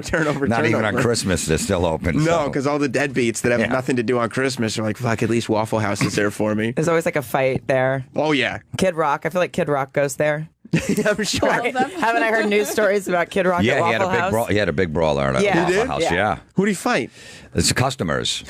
Just anyone he can. Or they like be like, "Oh, Kid Rock, you suck." And he's like, "Really, motherfucker?" It was one of those things. You go in there 3, 4 in the morning. You're all drunk, and they're probably hitting on his chick or something, or whoever they with, and or he was hitting on their chick. Probably. Like, what do you think you're doing? He's like, "Don't you know who I am? I'm Kid Rock." They're like, we're all the same at Waffle House at 2 a.m., by the way. Nobody's fancy. Yeah, there he is. Oh, TMZ has security footage of the big Kid Rock brawl at Waffle House. It's too perfect. Too perfect. So what's going on, Sarah? Not much. I'm here in New York. I'm doing shows at Gotham this weekend. That's exciting. Hanging out, yeah. Yeah. Do you like being in New York? I do. Yeah, I get really excited when I can come here. You know, when you, obviously when you're touring, it's sometimes you have to go to, Toledo, and you don't get as excited, but then you get to come to New York, and you're happy. I guess I know there's probably a little more to do in New York than in, Toledo, Ohio. Just a couple more things to do. There's always a good, Fridays or an Applebee's in Toledo. Oh, that's true. They got them here, though. You can go to, don't let New York fool you. There's an Applebee's 2 blocks away. Why would they put that in Times Square? Because fools like me are like, you should see the conversations that I've had with people where I'm like, how am I going to sell this on them? Because I will always try. Cathy knows that literally, anywhere we've been, because she used to live in L.A., so I would go out there and we'd hang out in L.A., we've been in New York, wherever. I'm like, I think there's actually a Buffalo Wild Wings around here. She's like, yeah, I guess we could go there again. And you didn't go there just to watch a game. It wasn't like there was a game on. No, it was specifically for the wings. Do you Just think for he the watches wings. sports? They could literally have no TVs. They don't need a single television set in that place. I don't know why they're all there. It's a distraction. As far as I'm You concerned. really just go for the Wild Wings. For the Wild Wings. Yeah, for the Wild Wings. I've been to Buffalo Wild or whatever Wild Wings, but for a game. Yeah, no, I've been in the Buffalo Wild Wings in Times Square. Multiple times. My son likes going there, but he's like, Dad, the game's on tonight. Let's go watch the game on the big screen, and then we'll eat some wings. But the game is first, and he's 6. What if you're a grown man and you go there for the wings first, and you don't even want a TV on? Right. I'm like, could you turn the volume down because we're trying to have a conversation and it's distracting. What would you do if your son was like, yeah, I like wrestling, but I don't like any other sports? That's fine. You'd be okay with that? Yeah. You wouldn't be a little disappointed? I always wonder if my dad was like when he realized that I was completely unathletic and didn't watch any sports whatsoever. Because my dad watches baseball and football all the time. So when he realized that we're not going to share that hobby, I'm not watching. If that was like, oh. It made him sad. Yeah, that's a bummer. I feel like it made him sad. Yeah, plus it's like, where's the masculinity of my son? Like, no where's sports, nothing for you? Nothing. I'll watch at times, or I'll watch like a Giants game or something just to be aware, but it doesn't do anything for me. Just for the water cooler conversation the next day or whatever, you'll be like, so I can pretend. In case something happens. Right. In case Odell Beckham Jr. does something like spectacular or something, so I could be like, yeah, I saw that catch. But I don't, Yeah. I don't care. I could care less. I'm envious in a way because I'll, like football, I'm a big football fan. I'll spend hours and all Sunday just being aggravated and being mad. I'm like, why did I just waste a day on this shit? I'm not calling the plays. I have nothing to do with this. Nothing. I'm just rooting. I'm just some asshole sitting at home watching a game. I can't affect the outcome. No. Why am I taking it personally? No. So I envy you that you can go to a Fridays or a Buffalo Wild Wings and not have any vested interest. I have those same conversations, but about the chefs in there. I go, what the fuck is this chef doing? This sauce isn't right for these wings. Yeah. Fair enough. A Monday morning quarterback in the wings. But that gets even worse. Like with pro wrestling, like their fans are the same way, except instead of being mad at coaches and players and stuff like that, they're mad at script writers. Right. So do you get what mad? What the fuck is this guy doing? So when a guy loses the belt that you like, do you get mad at that too? You're like, I can't believe they gave him the belt. He lost it. Yeah. I go, that was a stupid decision. Why would they let him get the belt? The other guy had it. Yeah. I'll get mad about it. It's true though. You don't have to have. I am envious that you don't have to have that like disappointment and the emotion that goes along with sports. You're married to a football player, so now you're like super attached to it. Yeah. Do you watch every game? You're married to one of the Seahawks, right? Yeah, John Ryan. John Ryan, the punter. Yeah. I grew up a huge baseball fan. My dad was a sports editor, so like I always watched sports. I didn't have an NFL team. I grew up in Arkansas, so it was like we just watched college football. So, but now, I mean, obviously, I've become a huge fan of also of that team and specifically. But I do find myself watching like a lot of other games too, to be probably just to be aware. Yeah, to know, because now you're invested. Like if your husband comes home and is like, talking about this team or this player or whatever, it's nice that you know what's going on. He actually seems to care less about it it's funny when you say like how fans get so. I mean, players pretty much let it go when the game's over. You know, it's a job. We're the ones. Yeah, it's like, but to fans, they hold on to it forever. It's crazy. Like it's like you're playing out there for me, and they're like, no, it's for money, not for you. That's my job, and that's what I do. But now I'm finished with it. I'm at home now. But it is also fun. Like I've really gotten into I like live game. I like going to games a lot. Yeah, being there is really fun. Yeah, I'm a Dolphin fan, so I've taken my son twice down to Miami this year to the stadium. We're going to Baltimore this Sunday because they're playing the Ravens. And you're going? Are you performing in Baltimore? Or are you just going? No, for the we're game? just going down. That's awesome. Yeah, so we're going to go down Saturday night. So it's basically costing me $1,000 at least. Yeah, to go down there, and he likes it, you know, and my cousin's going and stuff like that, and he has fun and. He roots, so it's a good bonding thing, yeah. I guess, but couldn't you bond in front of the TV for free? Yeah. Well, we do that. But when it's only like 3-4 hours away from the city, you could do that. Yeah. So we'll go down there and do it. Yeah, no, it'll be fun, I'm sure. And we go to wrestling matches too. Yeah, that I get. That I understand. and he only likes the bad guys, which is great. My dad doesn't like the bad, so I only like the bad guys. Who do you like? Just like we go to like those little independent ones. Oh yeah. Just the shitty ones where they're all bad guys. Yeah, the shitty ones. Yeah, they're all bad guys. And he loves rooting for the bad guys. Yeah, yeah. That's got to make you proud. And screaming in the front row at them and stuff. Yeah, you suck. That was great. Can I say suck? I'm like, absolutely. You're a wrestling match. Yeah, you can say not whatever outside you want. of it, but in the wrestling match. Yeah, you can. You'd be out of place if you didn't. Yeah. Does your husband? Now that you're married, like. Because you've written 2 books. Yeah. You're very, very honest. Yeah. But now, like, you have a person that you're kind of responsible for, right? Like, your life isn't just your life anymore. Yeah, he's good about it. He is? Yeah, he really is. He had read he had read my first book before we even met, and then he read my second one, ended up having him in it because I was writing it when we met.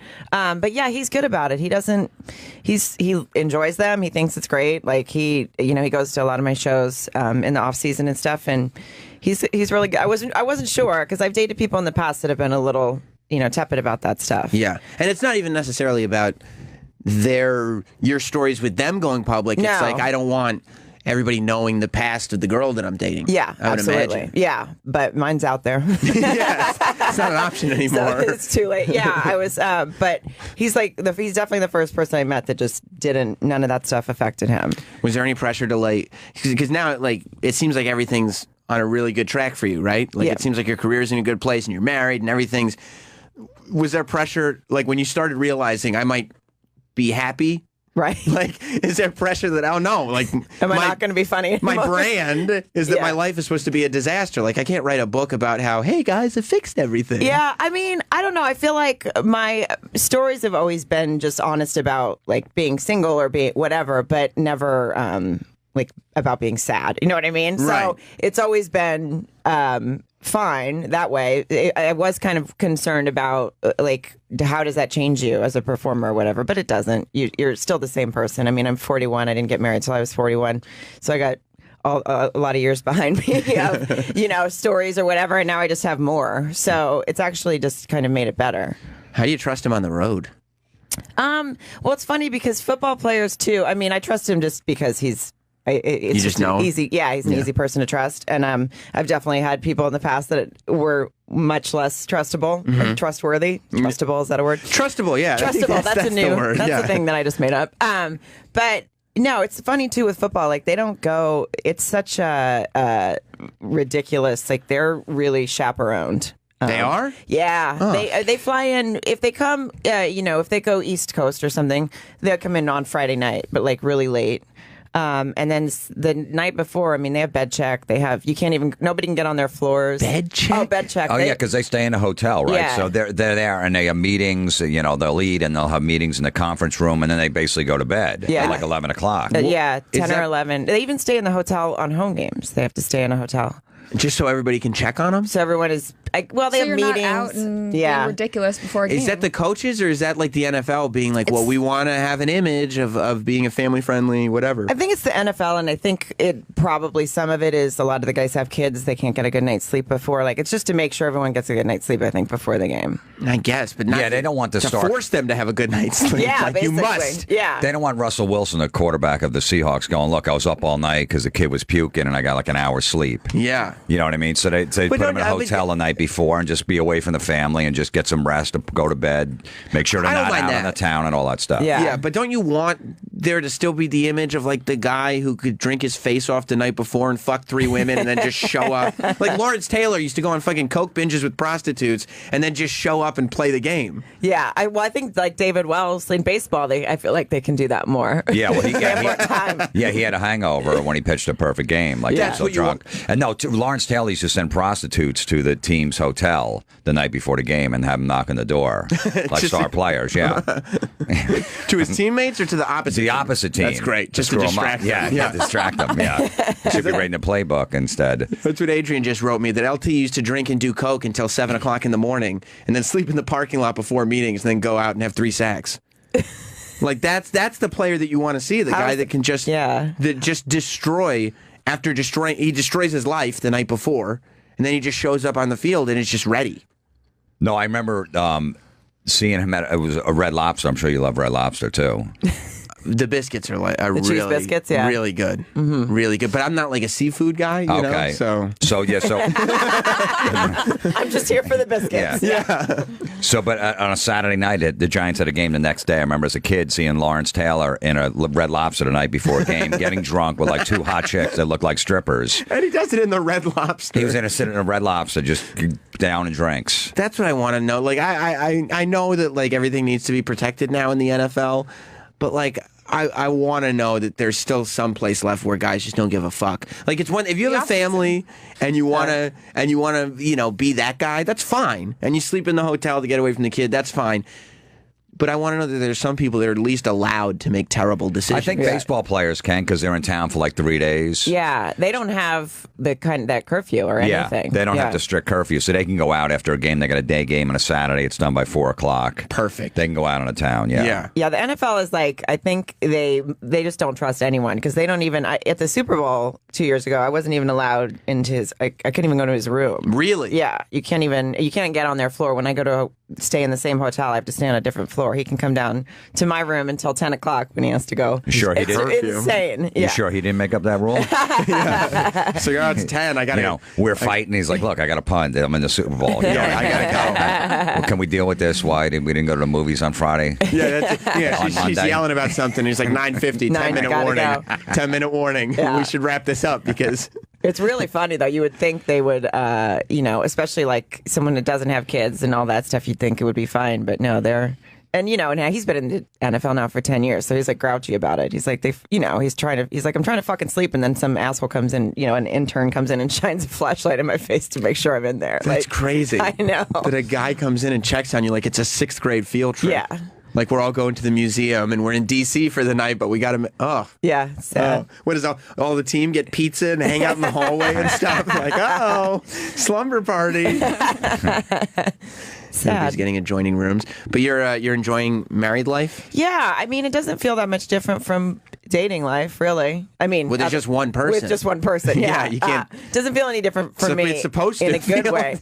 You're not supposed to see other people. No, we're not. Yeah, oh, good. We're not doing that. Good. We talked about that. No, yeah, it doesn't feel that much different from when we were dating, I guess. But it's great. I mean, it's easy. So. Yeah. I'm waiting for where everyone says it sucks and it's hard. Did you date public people before him? One guy kind of, but before, like, I wasn't really. I was bartending at the time. Right. So what do you? What actor? Did you do? It's kind of a weird transition to make then, because now everybody like. You know, it's one thing to be like, oh, yeah, Sarah got married. We know her from her books, blah, blah, blah. But when it's like you and this NFL player, now it's a Google alert item. Right. You know? Yeah, it's an odd combination, but it's fun. It's like when in Seattle, he's obviously like very popular there. People really, Seahawks fans are really cool. It's really nice, though. It's actually cool for me, they're really good to me. Like when I do shows there, they come out in droves and buy books. And so in a weird way, it's kind of like complements each other. You know, have you ever thought about putting out a book, Florentine? Yeah, I got a book coming out next year. Yeah. Good. It's not too much personal. It's more like rants and stuff. There's some personal stuff in there, but I figured it might be more rant oriented. Yeah. Here's the thing that's bothering me right now. Is that the title? There's something like that. I don't know if we got a copyright on that title yet, so I got to keep it quiet. But it's basically in that vein. Yeah. Yeah. That's I kind of figured that you would move in that direction. Yeah.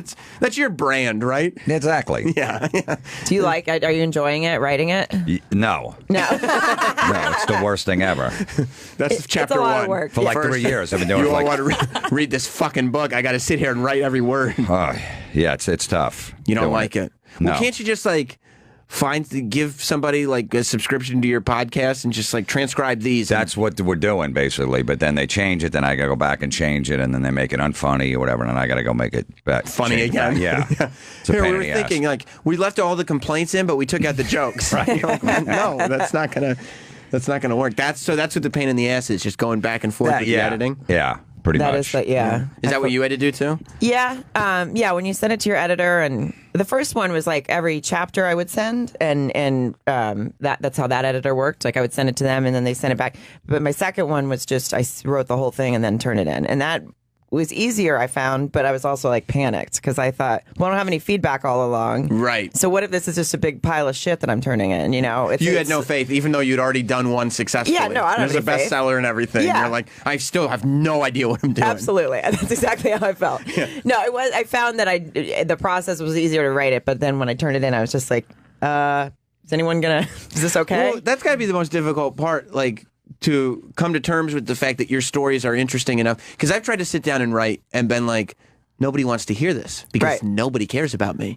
So like just getting past that one part of like, yeah, some people might buy a book where you're just writing about yourself. Yeah, you have to get past that because that's for sure that's what I thought at the beginning too. But I was just like, I realized, well, I like to read, so I just read books from people that I don't know all the time. Yeah, that's the problem. I don't read either, so I have no point of reference to any of it. Like I have no idea.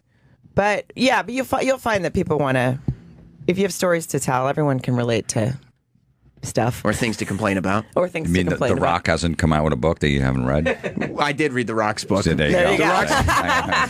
The Rock's book was really uncomfortable, though. It was very because it came out when he was still a wrestler, and he started going like towards the end. You know how when he was a wrestler, he used to talk in the third person, and The Rock says blah blah blah. So like the second half of the book, it goes every other chapter. Dwayne Johnson is just writing about his life, and then the next chapter, The Rock writes like The Rock talks. That's so weird. he starts talking in the third person. Well, then The Rock, da da da. And I'm like, I'm like, oh, this isn't. I want to read that now. You actually just sold me on it. It's really awkward. It's like it gets really awkward. I read Mick Foley's book. That was good. Did you read it? No. You would enjoy it. But yeah, The Rock's book gets uncomfortable. It gets uncomfortable. He should write another one now that he's the sexiest man in the world.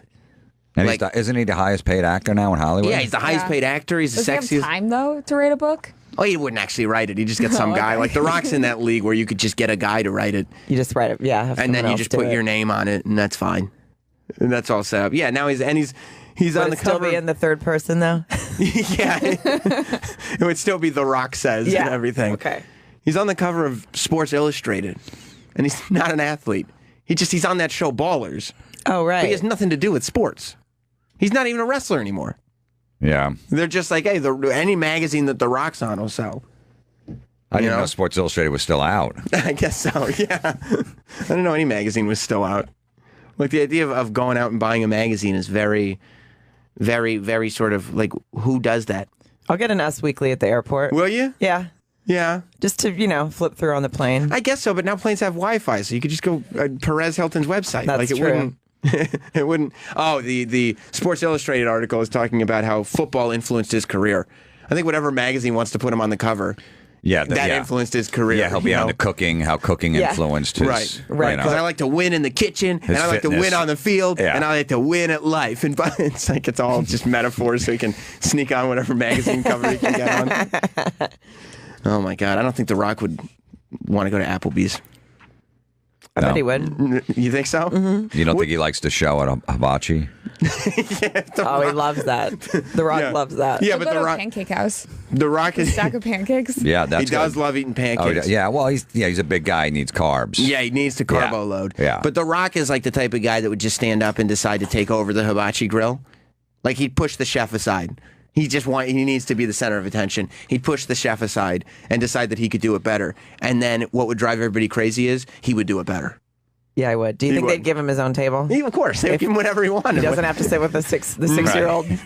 No. Well, The Rock is now about the size of half the table anyway. Right, that's so true. he'd need like 4 or 5 seats just to sit down. You know what? Think about it. The food is really not that good there. It isn't. It's just grilled. It's just grilled food. Yeah. They throw some soy sauce on it. Yeah. It's just the fact that you saw it. It's not that impressive. It's like, look, we can cut up chicken real small and then just throw it on the grill and some soy sauce. Like, yeah, I guess it's really hot. Like it's like, oh, but that's because you just saw it get cooked. And that stuff you don't want to take home and eat the next day. No. That doesn't stay overnight. Like the next day, like, oh, this is awful. Yeah, you're like, wait, this is just grilled chicken with soy sauce on it. Yeah. Like, this isn't, there's no show, there's no anything. They really do trick you. What do you eat when you're on the road? I don't know. I guess I really like to order room service in the morning. You do? Yeah. And that's like my favorite thing to do in a hotel. Eggs Benedict. Yeah. Do you leave when you're on the road? Do you go out and see stuff? Yeah. You do? I leave my hotel a lot. You do? So you actually like to make an experience out of it? Yeah. Yeah. Even if it's like a small city or whatever, a small town. Just to kind I of like to just get out. Yeah. Do you do that, Jim? I know a lot of comics like Norton stays in his hotel the whole time. He sleeps till 7:30 at night. The show's at 8. Yeah. Well, he's got because he does his comedy, then he stays up all night jerking off, and then he wakes up at 7 o'clock at night. Yeah. It's a different experience. It all depends. Sometimes you're at a hotel where you got nothing. You're staying like right off a highway, and you don't have a car, and you have the club pick you up, so you don't really have options. That's where like an Applebee's comes in. I was about to say they usually got a good street with every chain restaurant you ever heard of. They always put them in front of like 3 hotels on the road, because then they force you to eat there. Yeah. Because you don't have a car, you're there on business, and That's you're like, where, all right, I got to remember eat here. Shoney's? Shoney's restaurants used to be in front of hotels nonstop. Have you done that in Erie, Pennsylvania? That club? I'm doing that in February for the first time. Yeah, and you'll be at Applebee's. Trust me. Yes. That's cool. It snows like crazy there. You're in especially in February. I was there in January, and there's a hotel, and there's an Applebee's, and then there's like a Roadhouse type restaurant across the street, and that's what I did. That's where you go. Yeah, and that's where the staff goes afterwards to go drink. They'll go to the Applebee's. Yeah. And they'll sit at the bar. It's like, all right, I'll go with the staff, have a beer. Yeah, sure. Yeah. And sure. then we're in an Applebee's. Maybe some Anytizers. Why not? And then it's like 1 a.m. I'm thinking, why am I thinking of Sam Roberts right now? I'm sitting in an Applebee's. Because that's where I'd like to be. I sit there whenever I'm like traveling for anything. It doesn't matter what city. Like if I'm left alone for a night or whatever, like it's just whoever I was there with is doing something else, I will always Google map like a Chili's or something and be like, this way nobody's going to complain about the fact that that's where I want to go. Nobody's going to say anything about it. I can just go and enjoy myself. I can't tell you how many alone meals I've had at Chili's across the country. That's because nobody wants to go with you. Yeah, I mean, I've hit them Orlando, Los Angeles, New York. I've been everywhere. I love the queso at Chili's. Yeah. See? I'm with you on that. See, like you walk in and they're like, all right, where's the rest of your family? You're eating here by yourself? I do. I walk in every time and I go, just one. I'm like, you sure? That's what I tell them. So I go, just one. They go, why? Here? I go, no, just the one. You go, okay. And I'll tell you this, though. When it's just one, they keep coming back to your table. Do you want a refill or anything? Like they do have some sympathy. Making sure you're okay. They're worried about you. Yeah, they're like, don't kill yourself in a booth Not at Chili's. here. They don't want to clean it up. Not on my shift. Yeah, please. we're trying to. There's a turnover here. Like you can't do that. You just go to the bar and eat by yourself. That's what I do on the road. I like a booth. Yeah. I like sitting in my own. I like a booth by like a myself. Booth. Yeah. I'm by myself, and then that's even more pathetic too. Because when you're at the bar, the bartender starts talking to you and blah blah blah. I don't need the social interaction. Yeah, I don't like that either. But I Yeah. do like to sit at the bar. I think I like there's a TV or something happening. Right. Well, you're not so reminded that you're alone. Yeah, if you're at the bar, you fit in. Right. Like, oh, her friend must be in the bathroom. Yeah, exactly. Yeah. When For you're, 2 hours. When you're just staring at the other side of a booth, but just an empty chairs in front of you. I'm here by myself. Nobody opted. I gave the invitation out. Nobody opted in. Nobody decided they wanted to be here. Well, you got more stuff to do here, Sarah, so we got to let you go. Okay. But you're going to be at Gotham this weekend? Yeah. I would recommend seeing Sarah Colonna. She's very, very funny. You should also, if you haven't seen her books, Life as I Blow It and Has Anyone Seen My Pants are both readily available. Yeah. So pick them up. And yeah, go. Gotham is tonight and tomorrow, 8 o'clock and 10:30 both nights. Okay, good. Yeah. And they can follow you on Twitter at Sarah Colonna with an H on Sarah. Yep. COLONNA. There you go. Thank you, Sarah. Thanks. Jim, Thanks you're for having sticking me. around, right? Yeah, I'm around, yeah. And Cathy's sticking around, whether she likes it or not. And we'll go to break and we'll be right back. Welcome back to Jim Norton and Sam Roberts. Good news. Tickets just went on sale for Jim Norton's big New Year's gig at the Tarrytown Music Hall in Tarrytown, New York. That's in Westchester. I'm sure I'll be there. It's New Year's Eve in Tarrytown. You can go to jimnorton.com for tickets. If you're not in New York, but you're in Hartford, Connecticut, he's there this weekend. But today, we've got Cathy, Kelley, and Jim Florentine in studio. I feel like we have enough people now because I wanted to do it because everybody's doing it, but there's enough people now that I think we could pull off a pretty solid mannequin challenge. If you wanted to do, would you want to be a part of that, Jim? My mic's on. Well, I just thought, Cathy, you would do that, right? Yeah, we did one at work. It was fun. How old are you? 28. Yeah. Yeah. You think that's fun? No. It's see, the mannequin challenge is great. I've seen some real good ones too. No, you didn't. What do you mean? Was everyone naked in it and was all hot girls? No. Then it wasn't a good one. Like one of them was like, oh, it's a real fun, like a doctor's office. And they're all like doing operations and stuff. Like one of them, it was a bunch of EMTs. That was a good one. And it looked like they were treating somebody who had an emergency. What it is everybody has to stay real still like a mannequin. But they're in the middle of doing something. And then somebody with a video camera goes through and like moves through the whole scene. And it's like looking at a photo because everybody's standing still. But it's a video. No, I know. I've seen it. You have? Yeah.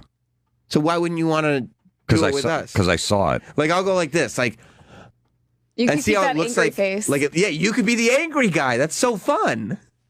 Yeah, it's hilarious. How about I'll pass on that and whatever the next one is in 6 weeks, I'll do that one. The next viral hit? Yeah, whatever. Yeah, I skipped on Pokemon and then I'll skip on this one and then maybe I'll do the next one. Ice bucket challenge? No. You didn't do that No one? reason for that, no. Oh. Well, it's for a good cause, though. Yeah, I know. Everybody was doing it for a good cause. They weren't doing it for attention, right? No, not at all. Not at all. No. So did you instantly dislike the mannequin challenge, or was it like... I didn't know everyone was emailing me, because when I talk about my podcast, I said, here's an email address if there's anything out there, and all of a sudden I'm getting this man. I didn't even know what it was. That's not a bad one. Look at this mannequin challenge in a strip club. You can't be mad at that one. That chick's naked. I see her ass. That's some ghetto strip club. Yeah. It really is. Yeah. Yeah. It's weird. I don't think they do many like fun online pranks at that ghetto strip club, No. do you? Surprised there's not just the prostitute in the corner having sex with somebody. Yeah, there it is. A lot of booties. mean, there's not that much nudity for a strip club, to tell you the truth. But still, yeah, they're fixing their weaves in the mirror. That's cool for a mannequin challenge. It's a nice long one, too. You like that one? No. Not even with the chicks. Did you watch the Ellen one at the White House? That sounds awesome. I thought that one was awful. No. There's two parts of it where they completely fucked up. But you can't do it again because you're doing it with like the president and... Who fucked up? The person filming it and then somebody else that right at the end is moving. Do you know the wrath that camera person would get if they fucked up this mannequin challenge? Well, they did. Oh, first of all, wait. Hit pause. De Niro. Hit pause. Let me explain why Robert De Niro is like, his early career is so good and he's literally bad at everything else he does. Acting, great. He's literally bad at everything else he does. This mannequin challenge, the Ellen White House mannequin challenge, starts with De Niro blinking. The first thing you see is motion. Hit play. I want to watch 1 second of this, Adrian. Let me see one. Yeah, because he didn't want to do it. He didn't want to do it. Mouth. He's just sitting there like, you want me to just look at the camera? He didn't want to do it. That's why he ruined it. He ruined it on purpose. I like the Hillary Clinton campaign trail one with Bill Clinton on the plane, and he's moving around because there's turbulence. Bill probably didn't want to do it either. No, Bill didn't want to do it. But he's also not going to take shit from his wife. So if Hillary's like he's done enough to Hillary that if Hillary's like, look, we got to do a mannequin challenge for the campaign, he's like, oh, okay, all right. Because the minute he goes she goes, I don't want to do that. Oh, but you want to shove a cigar in the intern's pussy? All right, I'll do it. I'll do it. Yeah. He had to take the buck because they're trying to, hey, we'll relate to young people if we do this. Right. Trump's not going to do a mannequin challenge, so let's put this out there. I know, it wasn't Bon Jovi in it or something. They were on a plane. Mm-hmm. Yeah, so Bill's like, all right, I'll take the bullet here. I'll do it. But De Niro, you're right. That's why De Niro is just standing there. He did it on purpose. He's not in any action. He's not doing anything. Like, he's literally just standing there. He's like a guy that photobombs a picture. He did that on purpose just to ruin it. Right. Yeah. You think so? So you still have respect for De Niro? Yeah, I do. Because when I saw him, I'm like, this is, besides his bad movies, this is the worst thing he's ever done. All right. But now you like him. Now I like it because I know he just did that on purpose. Okay, there's De Niro blinking. Go on. Let's start this thing. And somebody takes a camera so you can see the flash. All right. A bunch of White House people. Looks like they're standing still. Laughing, now pointing. You see the finger up top? Oh, he put a finger on it. Ellen blinks too. Ellen just blinked. Oh, look at the finger on top. What a fucking look at what a fucking asshole. This is the worst one. Who got his fingers in front of the camera? It's all backlit because the windows are open. Is Obama in it? Oh, is that Diana Ross? That's exciting, huh? Michael Jordan? He just pause again. Oh, it's over. Did you see the girl at the end? Look at the old man raise his eyebrows. As soon as the camera gets to him, he raises his eyebrows like, hey, Diana Ross can do it. Michael Jordan can do it. Look at him. He raised his eyebrows. And then the woman is taking a photo? Why can't everybody just get on board? Now, you, Florentine, whether you like that or not, whether you like this stuff as a concept, if you're going to do it, you have to commit to it. No. I like that they ruin it. That's it. That's better. So you like that there's some woman in the back. Yeah. You like the old man that raises his eyebrows? Do we ruin every picture in here constantly? Yeah, we do. Yeah. And why would you ruin that? That's the only reason I asked you to be in the picture with Sarah Colonna, because otherwise you're going to be in the back anyway. So. I know. Well, that's why you did it against the wall. You're like, now you can't fuck it up. Right. My son photobombs pictures. He does? Yeah, he gets his mug in there. Because he realizes how funny it is. It's hilarious. Yeah, he's like, this is funny. And anybody that complains about a photobomb is automatically an asshole. Like, really? Like your feelings are hurt because your photo got ruined? You know what I mean? I was doing that 20 years ago. Ruining even at weddings, everything. I have to believe that 20 years ago, the art of the photobomb was so much more satisfying because you knew that it was going to be days before they figured it out. Well, but now it's like when I photobomb, I go, let me look at that picture, make sure it came out okay. Like if I so then I look at it and then I see it. So you sometimes you want to see it. Yeah. Yeah. But then they can take it again. They usually don't because I just say, oh, yeah, that's good. Like, oh, you were in the back. I'm like, oh, yeah, sorry, I was walking by. Yeah, I didn't mean to. I always leave a little space in between when I got a friend behind me, know he's going to ruin the picture. I always leave a little space between the person I'm taking a picture with just so he can get his mug in there. Because you know. Oh, yeah. You can't, what are you going to fight it? Yeah, absolutely. Like let's make it count if we're going to do it. Oh, look at that. Paul McCartney doing the mannequin. Did he do it by himself? Yes. Paul McCartney did the mannequin challenge alone. He looks like a statue at Madame Tussauds. Yeah, he does. Yeah, it's tough to do a mannequin challenge by yourself when your face is naturally waxy. That's cool, though. It's Paul McCartney. It's Sir Paul. You don't think so? No. Your mic's still on, right? Yeah, it's still on. Yeah, it's still on. Okay. Just wanted to make sure we weren't having a technical error. No, but you got to think about it. Like if you don't participate in this, and then 6 weeks later you go, "Did you do a mannequin challenge?" No one's going to make fun of you. Like, yeah, you're almost embarrassed. They did it like you do. Did you go around Pokemon and try to find them and shit around the city? I found a couple. Yeah, you did. Yeah. But are you mad at anyone that didn't do it? Now it's honestly passed. like I did it, and I'm a little ashamed. Yeah, okay. Like because I don't have any interest in Pokemon. I don't know anything about it. I don't know what it is. But you might need material for the show, so I get it. You got to do a daily show. Understand what the game is. What the game is. But you would do it even if you were working at Applebee's. Probably not. If I was working in an Applebee's, I don't think so. I'd probably just be so overjoyed to be at Applebee's all the time.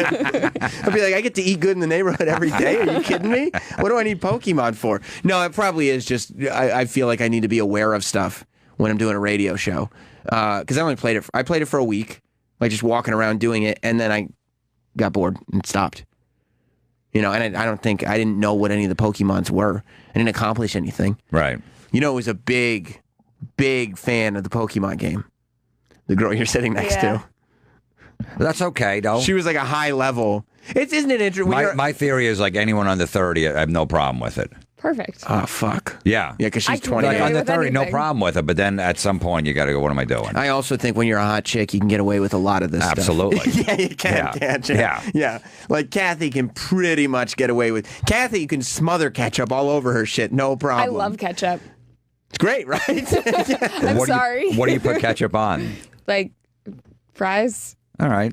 hot dogs, He goes, okay, no problem. eggs sometimes. By the way, Adrian's like 25. If he was like, I play Pokemon and eat ketchup, Florentine would be like, what are you doing? What are you doing? No, I'd say, all right, you're 25. All right, just, don't 30 is the cutoff? I think 30 is probably the cutoff. I mean, it makes sense. 30 is an adult. And most of the stuff is right. Like, it really is a stupid thing for anybody in their 30s to be playing a Pokemon game. That's dumb. I mean, I lost interest. I don't play it anymore. Right. But you played a lot for of the it, month. though. Yeah, it was fun. You played it pretty intensely. And there is but so much of it is like escapism. Even the fight, like all the stuff that when you need to do stuff like that, whether it's the mannequin challenge or the Pokemon or treating yourself to extra ketchup or whatever, it's all like fucking, that's part of it. Oh, you know what? I'm going to add a little something to this. Not only am I going to get fries, I'm going to add a little something. I live most of my life completely condiment free. I have them take off condiments on sandwiches when I go to restaurants. I just get just give me, like when I go to Shake Shack, give me the chicken. No mayo, no pickles, no nut. Chicken, lettuce on a bun, perfect. That's great.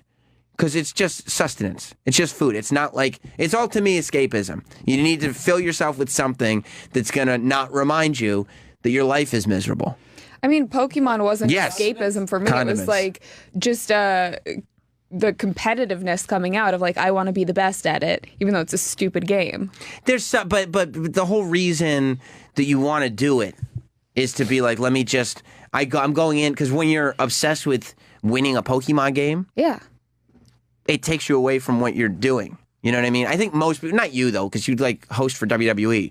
Like you don't have the type of life where you're like, I got to escape. Yeah. The same thing for me. Like I don't need escapism like even like when that. I was doing it, we were filming videos for it. Right. But most people who have decided to, just go along with their miserable jobs end up having to do a lot of this stuff.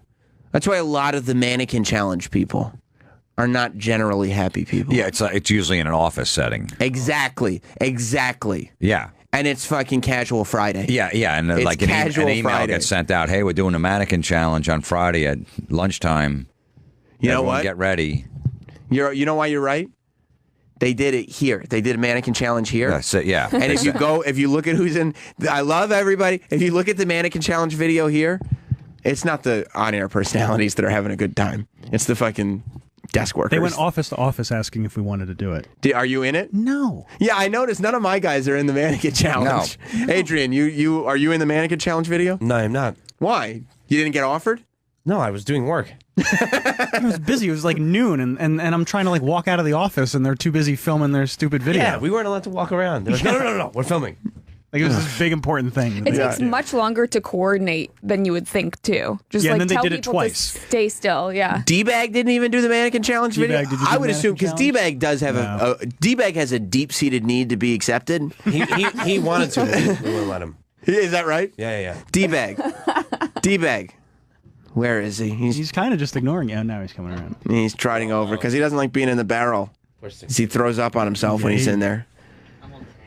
What's he doing? What's he taking so long for? No, he's all tangled up. He's just so fucking uncomfortable. He's a nervous sick He threw up a little bit. D-Bag was a pre-me baby, and when he was a little kid, he used to throw up constantly. That's my thing. And now he gets nervous still, I think, sometimes, and throws up a lot. Why were you throwing up?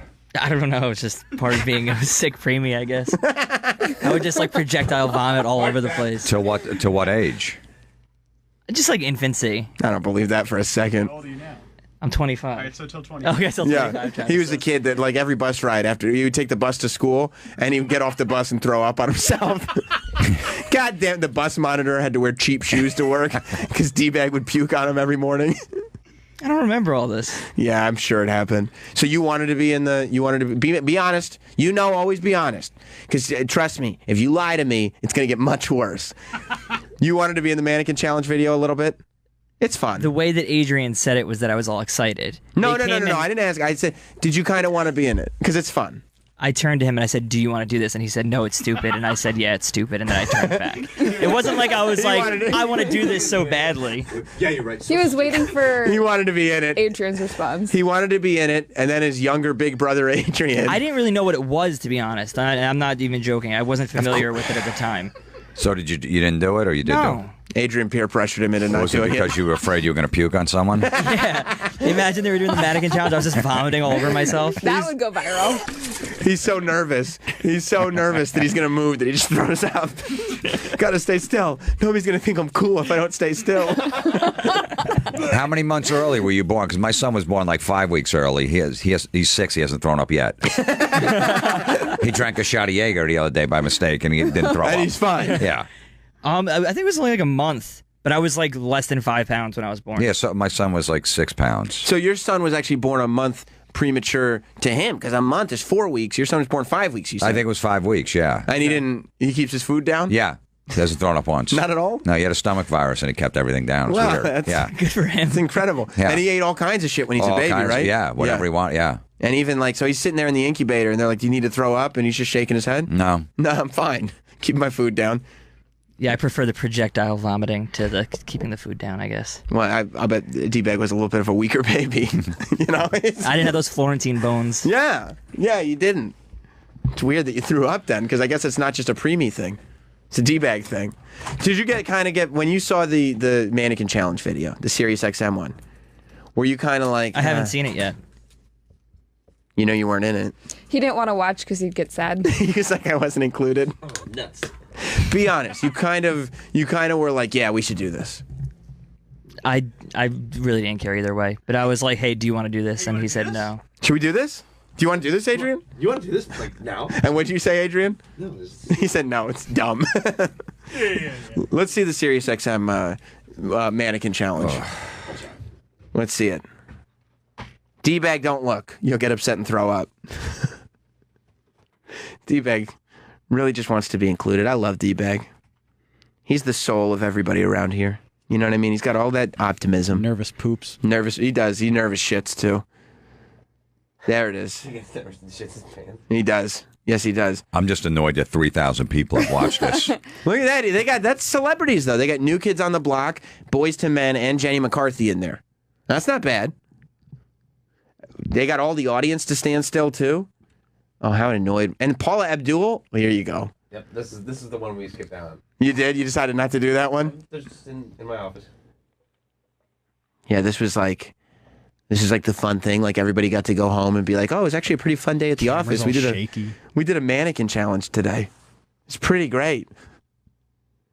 Oh, these poor guys. Nobody's throwing a football in the lobby there. I have to tell you something. Nobody is. This is not a freeze frame of what the office looks like at all. I know. You know what they should have done for the mannequin challenge? Just have everybody put headphones on and stare at their computers and not interact. Yeah. Look at this paper. Watch. Let's see. Oh, Hoda's shaking. Hoda's hand is shaking. These are also cutscenes. Like, isn't it supposed to be one continuous take? It is. They're not supposed to do all these cutscenes. That's not right. Yeah, there's never been karaoke in the office. There's in the lobby. Has anyone ever napped on the couch in the lobby? No, if somebody napped, the boss would come by and be like, "What the fuck are you doing in here? This is a professional environment." Yeah. That's what we should do, is a mannequin challenge of just like what work really looks like, which is just people in their cubicles just sitting there miserable. So 3,040 people watched this, and it only got 4 dislikes. Yeah. You think the ratio's off? Yeah. Do you ever look at that? You look at something like that and realize maybe you're wrong. 3,000 views, 4 dislikes. Maybe it is cool. No, well, maybe someone didn't even hit the thumbs up, thumb down. Because it was at 35 thumbs up or 40? 49. 49 and 4 down. So you think a lot of people were just like, yuck, and clicked out? Yeah. Because they're not, I'm not thumbs up, I'm not going to thumbs down. Just goodbye. I want this out of my life. I get that. It could be good for promotion for your podcast, though. How? If it would, because it could go viral. You know what I mean? Like if we're all like, oh, everybody's just like we'll all pretend we're laughing. And then you'll, at the end, just have a sign like, oh, they must be listening to Jim Florentine's podcast. And then D-Bag pukes on it. Right. If it was a mannequin challenge was projectile vomiting in midair, right, that would be cool. I would like, all right, I like that. Or like, what if I told you, like, we can get D-Bag to puke on command? So we're all going to stand still. And the camera's going to go around the room. But then at the very end, it's going to go to D-Bag, and he's just going to throw up. That's okay. No. Because you would still have to be participating in the mannequin part. It's silly. What? How about this? I get that you do it. You have to. You're a hot chick. You're 28 years old. You have to. You got a big following. You're building your following. Right. You know what I mean? Every Right. guy's going to want it. Whatever she does, every guy's going to want to look at. They just click likes on it. Yeah. Like, oh, you're so and- no, and- beautiful. yeah, This is and great. and they want to watch everything that she does, and it's good. I don't know that many people liked it, but No, but and you're building your career. Right. Exactly. Do you think so- I should do it to build my career? No. Oh. Why You not? shouldn't do it because you're in your mid-30s. That's why. Oh, that time is come and gone for me. Yeah. What if we did a mannequin challenge where we're all standing still in here, right? And we're pretending to do the radio show. You're not in here though. And then D-Bag's in here and he's standing still too. And you just walk in the door and punch him in the stomach and he throws up. That's a fun one, right? As long as I can move in it and ruin it. You're the one who ruins it. You just Yes. come in and punch D-Bag in the stomach. Travis Dog is not a thing. Stop it. Is D-Bag down with that? Is he cool with doing a mannequin challenge if he gets punched in the stomach at the end? I don't know if I'll throw up on command, though. Oh, so he'd do it. but That's he his don't- only problem. Yeah. He doesn't. He doesn't know if he can deliver. He doesn't know if he. Yeah. What if we just fill his mouth up with milk, and he has to just hold it in his mouth, and then Florentine comes, Or just and- fill it up with vomit, and then he can just. That's true. Yeah. But if he just got soup, like pea soup in his mouth, and then Florentine just walks in the door, punches him in the stomach, and it just goes everywhere. Wouldn't that be great? Yeah. D-Bag, would you do it? I prefer milk to pea soup, I think. What if He'll do it. It just has to be the right fluid in his. Adrian, go get some milk. Jim, you're doing a mannequin See if challenge it today. can be sour milk. Yeah, we're gonna do it. We'll do it. You really you can't throw up on demand? Can you just put your fingers down your throat and throw up? Wouldn't that be great? If you're gonna do it, we got to commit. If Florentine punched him in the stomach and then he just purged, he just shoved his finger down his throat and threw up. No, here's what we'll do. Adrian's gonna go get some milk. He's gonna put the milk in his mouth. He's just gonna hold it in his mouth so we can't see it. But it's gonna be his cheeks are gonna be puffy. It's gonna be enough that his cheeks get puffy. Okay. Then we're gonna do the mannequin challenge and we're gonna cue it up right. Well, we're all like, I'll be pretending to do a radio show, blah, blah, blah. We should find some good mannequin music, Travis, so we can play it in the background so it's not just dead air for everybody. What's good mannequin music? I don't know. See if there's some, maybe, they have whatever. a song that they put behind all of them. Well, whatever was the song from the film Mannequin. I believe that the No, title there's some sequence. goofy hip hop or pop song they would put behind it. Oh, okay. Look up whatever song they play in mannequin challenge videos.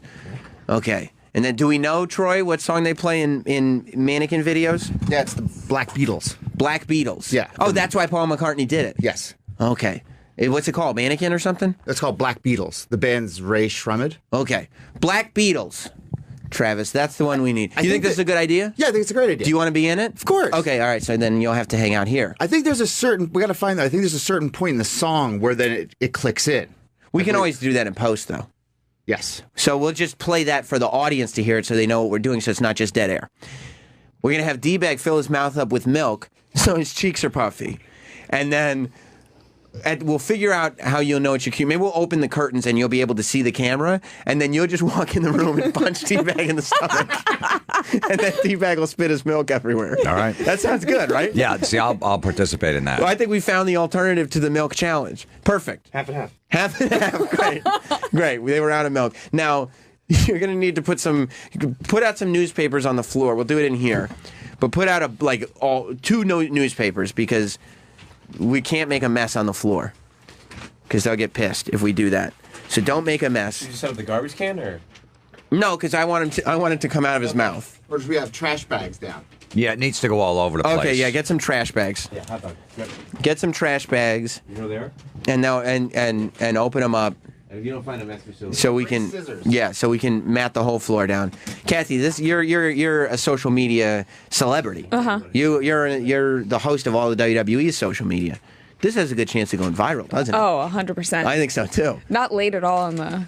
No, I don't think so. Well, nobody's ever done a punch in the stomach vomit mannequin challenge. All right, here's my prediction. By Monday morning, it won't have over 3,000 hits. It won't? No. Okay. Nope. All right, good. I'm good. thinking 1,700. D-Bag, you excited? I prefer real milk. No, half and half. Smell it. Give it a smell. It's thicker. Yeah, half and half is. It's a little thicker. Yeah. Yeah, there's a cream. Well, I don't think it'll hold up in the mouth as long. Okay, good. Good. Well, D-Bag, I hope it doesn't actually make you puke. That would just be awful. If I vomited? Yeah, that would be terrible. D-Bag, take a drink of it. Let's just see how it goes down. How is it? Oh, we gotta get milk. That's No, that's fine. Oh, that's fine. thick. Okay, good. That's good. thick. But you just drank some half and half. Can just I to ask test. a question real quick? Yes. I'm all in on this. Great, because we love you. If I spit milk or half and half and it lands on Florentine, is he then going to punch me in the face? Or will I be No, safe? I don't care. Right, Okay. no, because it's worth it. Yeah, I'll just go to Old Navy and get another shirt to wear the rest of the day. I don't give a shit. You're not really worried about No. big labels on your clothes? No. Okay. They have those water-resistant pants at Old Navy now. That's perfect. They do? Yeah. I didn't know that. In case you want to do any more vomit. No, and I won't really, I'll just tap you in the gut. I'm not going to really punch you hard in the gut. Sock him A in Florentine punch could be brutal. But you have to react to it. He's always wearing affliction shirts. I'm not. Like, sell it. Sell it. When he like, he'll give you a soft tap. But yeah, that's Florentine's going to be out of the room, and he's just going to, because I don't want to have to make you stand still like a mannequin. Right, I'm 'Cause you're just not gonna do walk that. in. He doesn't You're do just that gonna, shit. He's going to open the door, walk in the room, and just sock you right in the gut. That's good, right? Of course. Okay, good. And then we'll put it up. We'll put it up on the YouTube channel. Who's going to be the camera person? Maybe Hot Dog. Yeah. Yeah, And because I'll do social media. well, no, we'll just do one video and then upload it everywhere. Okay. On a I was gonna Snapchat it too. No. You can't upload a video via Snap. No, don't bother with Snapchat. You can hold down the Snapchat button while you're. You should be in the video. Travis, you'll have to come in here to be in the video too. I thought I was playing the music. How are we gonna be? Oh yeah. Well, once you play the music, how long is the music? 4 minutes. Okay, yeah. So put the music on and then come in here when you're done playing the What music. am I doing? Or I you don't can know. put his face up to the glass. Oh yeah. That's it. Make sure, Hot Dog, you're gonna film it. I'll give him this, and he can. Oh, that's smart. Okay. All right. So what we're gonna do is, but leave it for now, because in case we want to get the setup on video. So, that's the garbage bags for when D-Bag pukes up his half and half. So Travis, Yeah. you're just gonna be, but you have to be a mannequin in there. Yeah. Okay. I understand the concept. You have to participate, which means we have to get room temperature. we have to get a shot of Travis in there, right? Right, Hot Dog. Yeah. So we're gonna get a shot of, and you're just gonna kind of pan around the room, and then walk over towards D-Bag, and then you'll be outside looking in the window, and when you see Hot Dog like walk over, he'll start like here, and end up there by the computer position, and when you see him start to get over there, then you just walk right in and then punch D-Bag in the stomach. That works, right? Perfect. You're not thinking more than 3,000 hits? No. No, this isn't going to go super viral? 1,500 by Saturday. I think we could double it. That's it. You think we Yeah. could double I what? think we could hit 6,000 on this. Whoa, D-Bag, don't get ahead of yourself. I mean, a lot of people want to see you get punched in the stomach. Of course they do. Our channel's strong. Yeah, if we just title it D-Bag Gets Punched, it'll So you think not even put mannequin challenge in the title? D-Bag Gets punched will get more hits. You'll look at the analytics and it'll just be the last 5 seconds of the video over and over and over again. Roland, you want to be in the mannequin challenge? What's that? You don't know What's what the mannequin that? challenge is? Yeah, Right. Do you know what we're doing though? Is he gonna vomit while we freeze? Well, we're all going to freeze, and then Jim Florentine's going to walk in and punch D-Bag in the stomach, and he's going to puke. I like it. Oh, you want to be in the video? Why not? Okay, all right. So you go over near Troy, and you can be a mannequin. Like, actually, Roland, you sit on the couch and do like a fun pose. You know what you should do? Put your legs up like you're giving birth. Like straddled. I like that. Oh, you like that? Okay, all right. Can you stay still in that position? All my life. Okay, all right. Make sure you do not move once we start filming, though. And then, yeah. Cathy, You gotta tell us where you want us all posed. you'll stay there. Kathy's in her spot. Troy, you can stay in the corner and do whatever you... Here? Yeah. Okay. Okay, and just do whatever.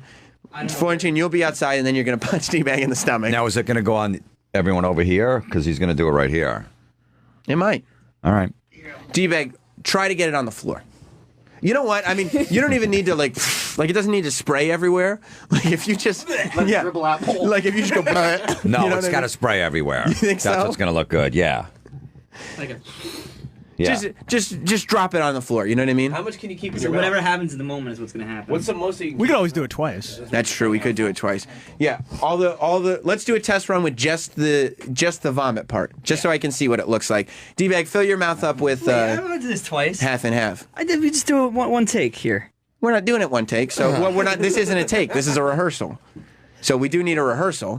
Or just use one. Is it? I mean, Florentine, we need to do a rehearsal. I don't think so. Yeah. No. We need because you need to get used to half and half. Work with me here. No. Here, just Actually, actually, you wanted to see the way it's gonna. we'll just put half and half in your mouth.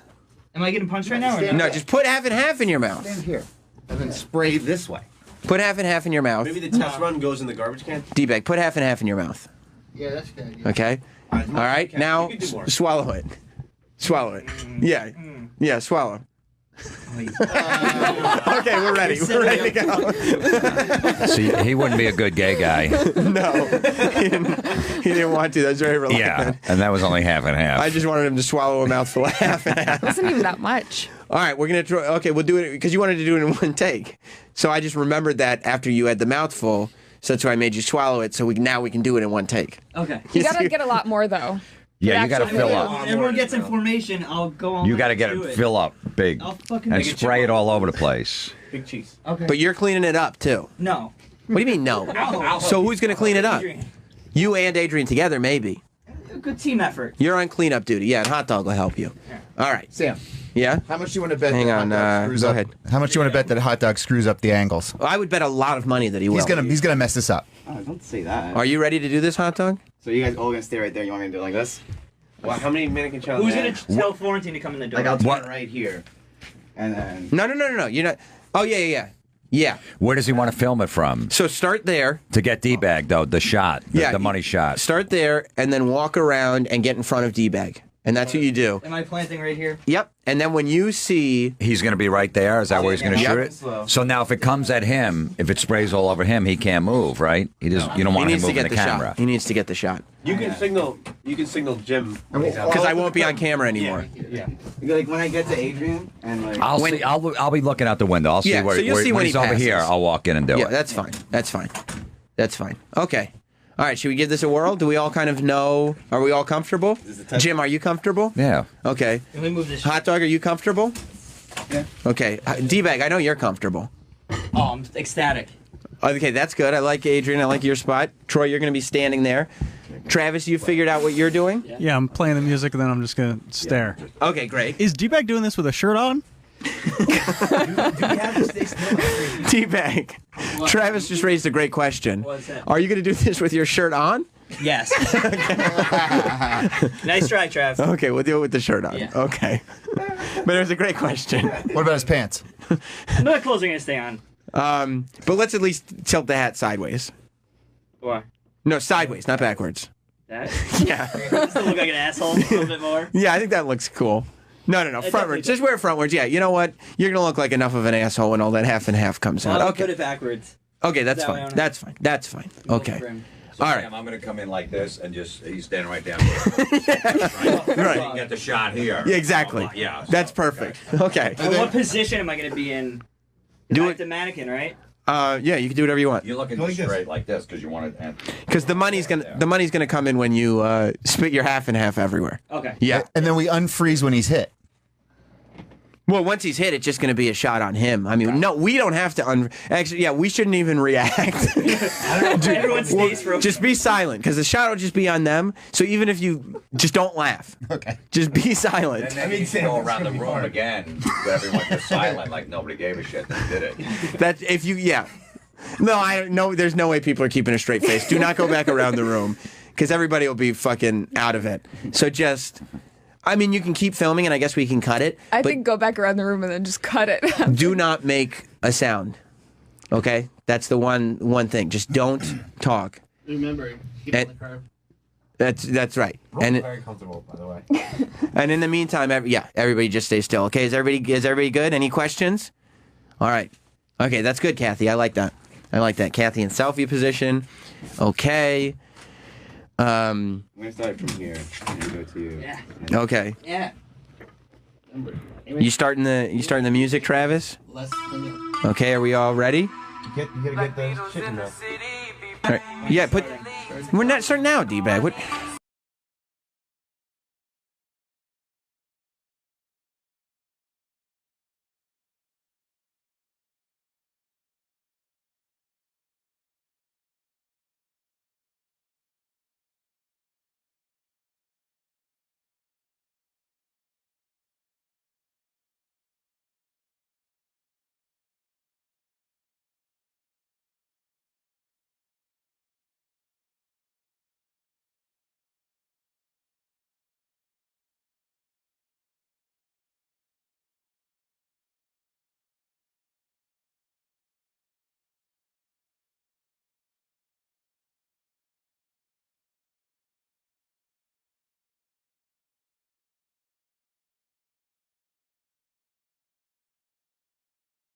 Not everybody.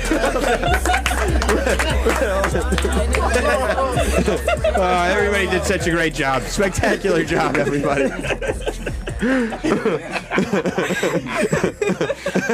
That was funny. Hot dog, what do you think? You're crying. I'm crying, yeah. D-bag, how do you feel about your performance? That was fun. You got a little half and half on your mouth. Yeah. It happened. Jim, In the whiskers, you know? Are you proud to be a part of that? Yeah, I didn't mind. I was hoping I didn't hit him too hard. I wanted a little sound effect. Yeah, no, he got it. But it wasn't too bad. No, Okay. That was very funny. You're actually crying. Well, I cry when I laugh. That's how you know when I'm fake laughing, because I don't cry. Somebody should review the video. That was a test run too, so you should do it again. No, tell me the truth, Hot Dog. What do you think of the video? I think it was fine up until I guess you guys were fine laughing afterwards. At the end. Yeah. That's okay though. Yeah. But yeah, you're not comfortable. I would have liked at the end a close-up shot of, because Derek did a good job where he yacked and then froze again. But it'd be nice to get a close-up shot of him frozen after yakking. I guess I don't know. I don't know if you mess with it again. Do you feel like we got it, Hot Dog? Would you watch that viral video? I would, but Do you want to do one more time to humiliate D-bag, or because you're nervous? Or how about he does it this time? No, nobody. No, people Well, love why don't you watch D-bag. the video and see if it's All right. good? Let me You can watch it. Yeah. Can you cue it up for me? Cue it up for me so I can see, and I'll be the judge. Because if it's good, you don't want to mess with it. No, sometimes it's better to just a one take. But what are we doing?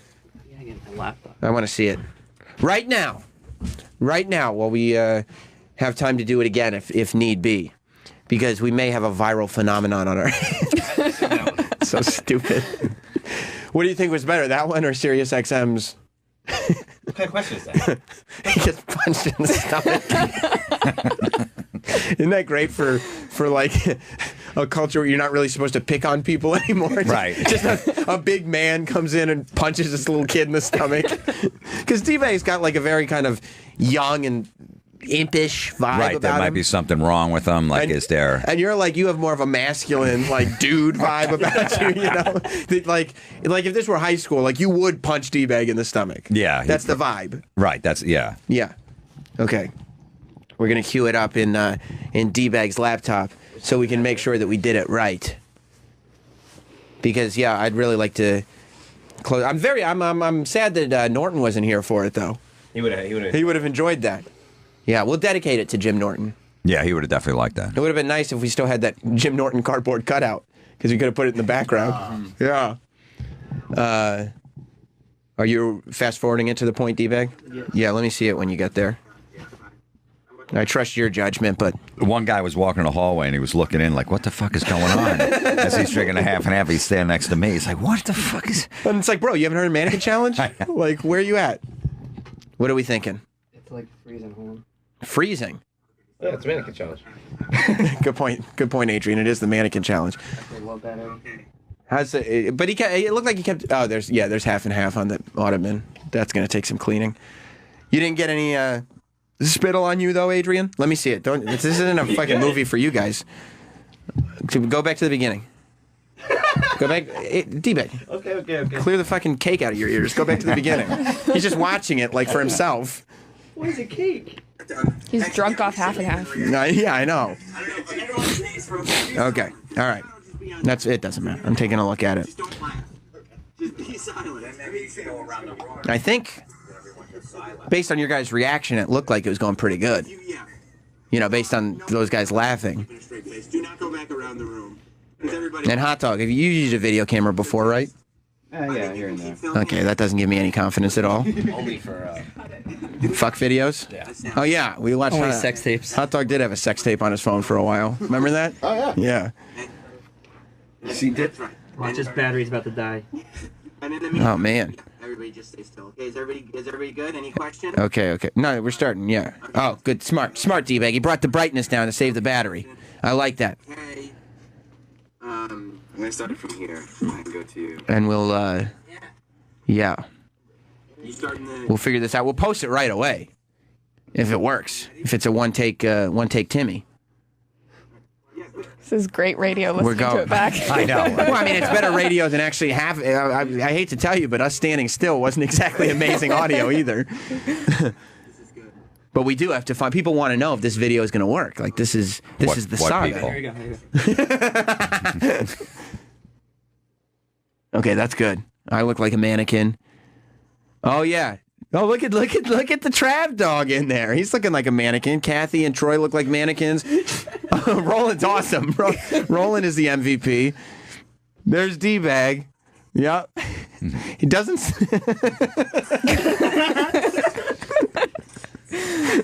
Let me tell you something. And Jim froze. Florentine froze afterwards. Oh, yeah. What a good sport. You have to commit. Everybody like red face. Cathy couldn't keep her composure. Yeah, that's great. All right, it's going up. We did it. Way to go, team. Way to go, team. And the battery just died on it. Way to go, team. D-Bag, you did it again, buddy. Thanks, boss. You're a great player. You're good.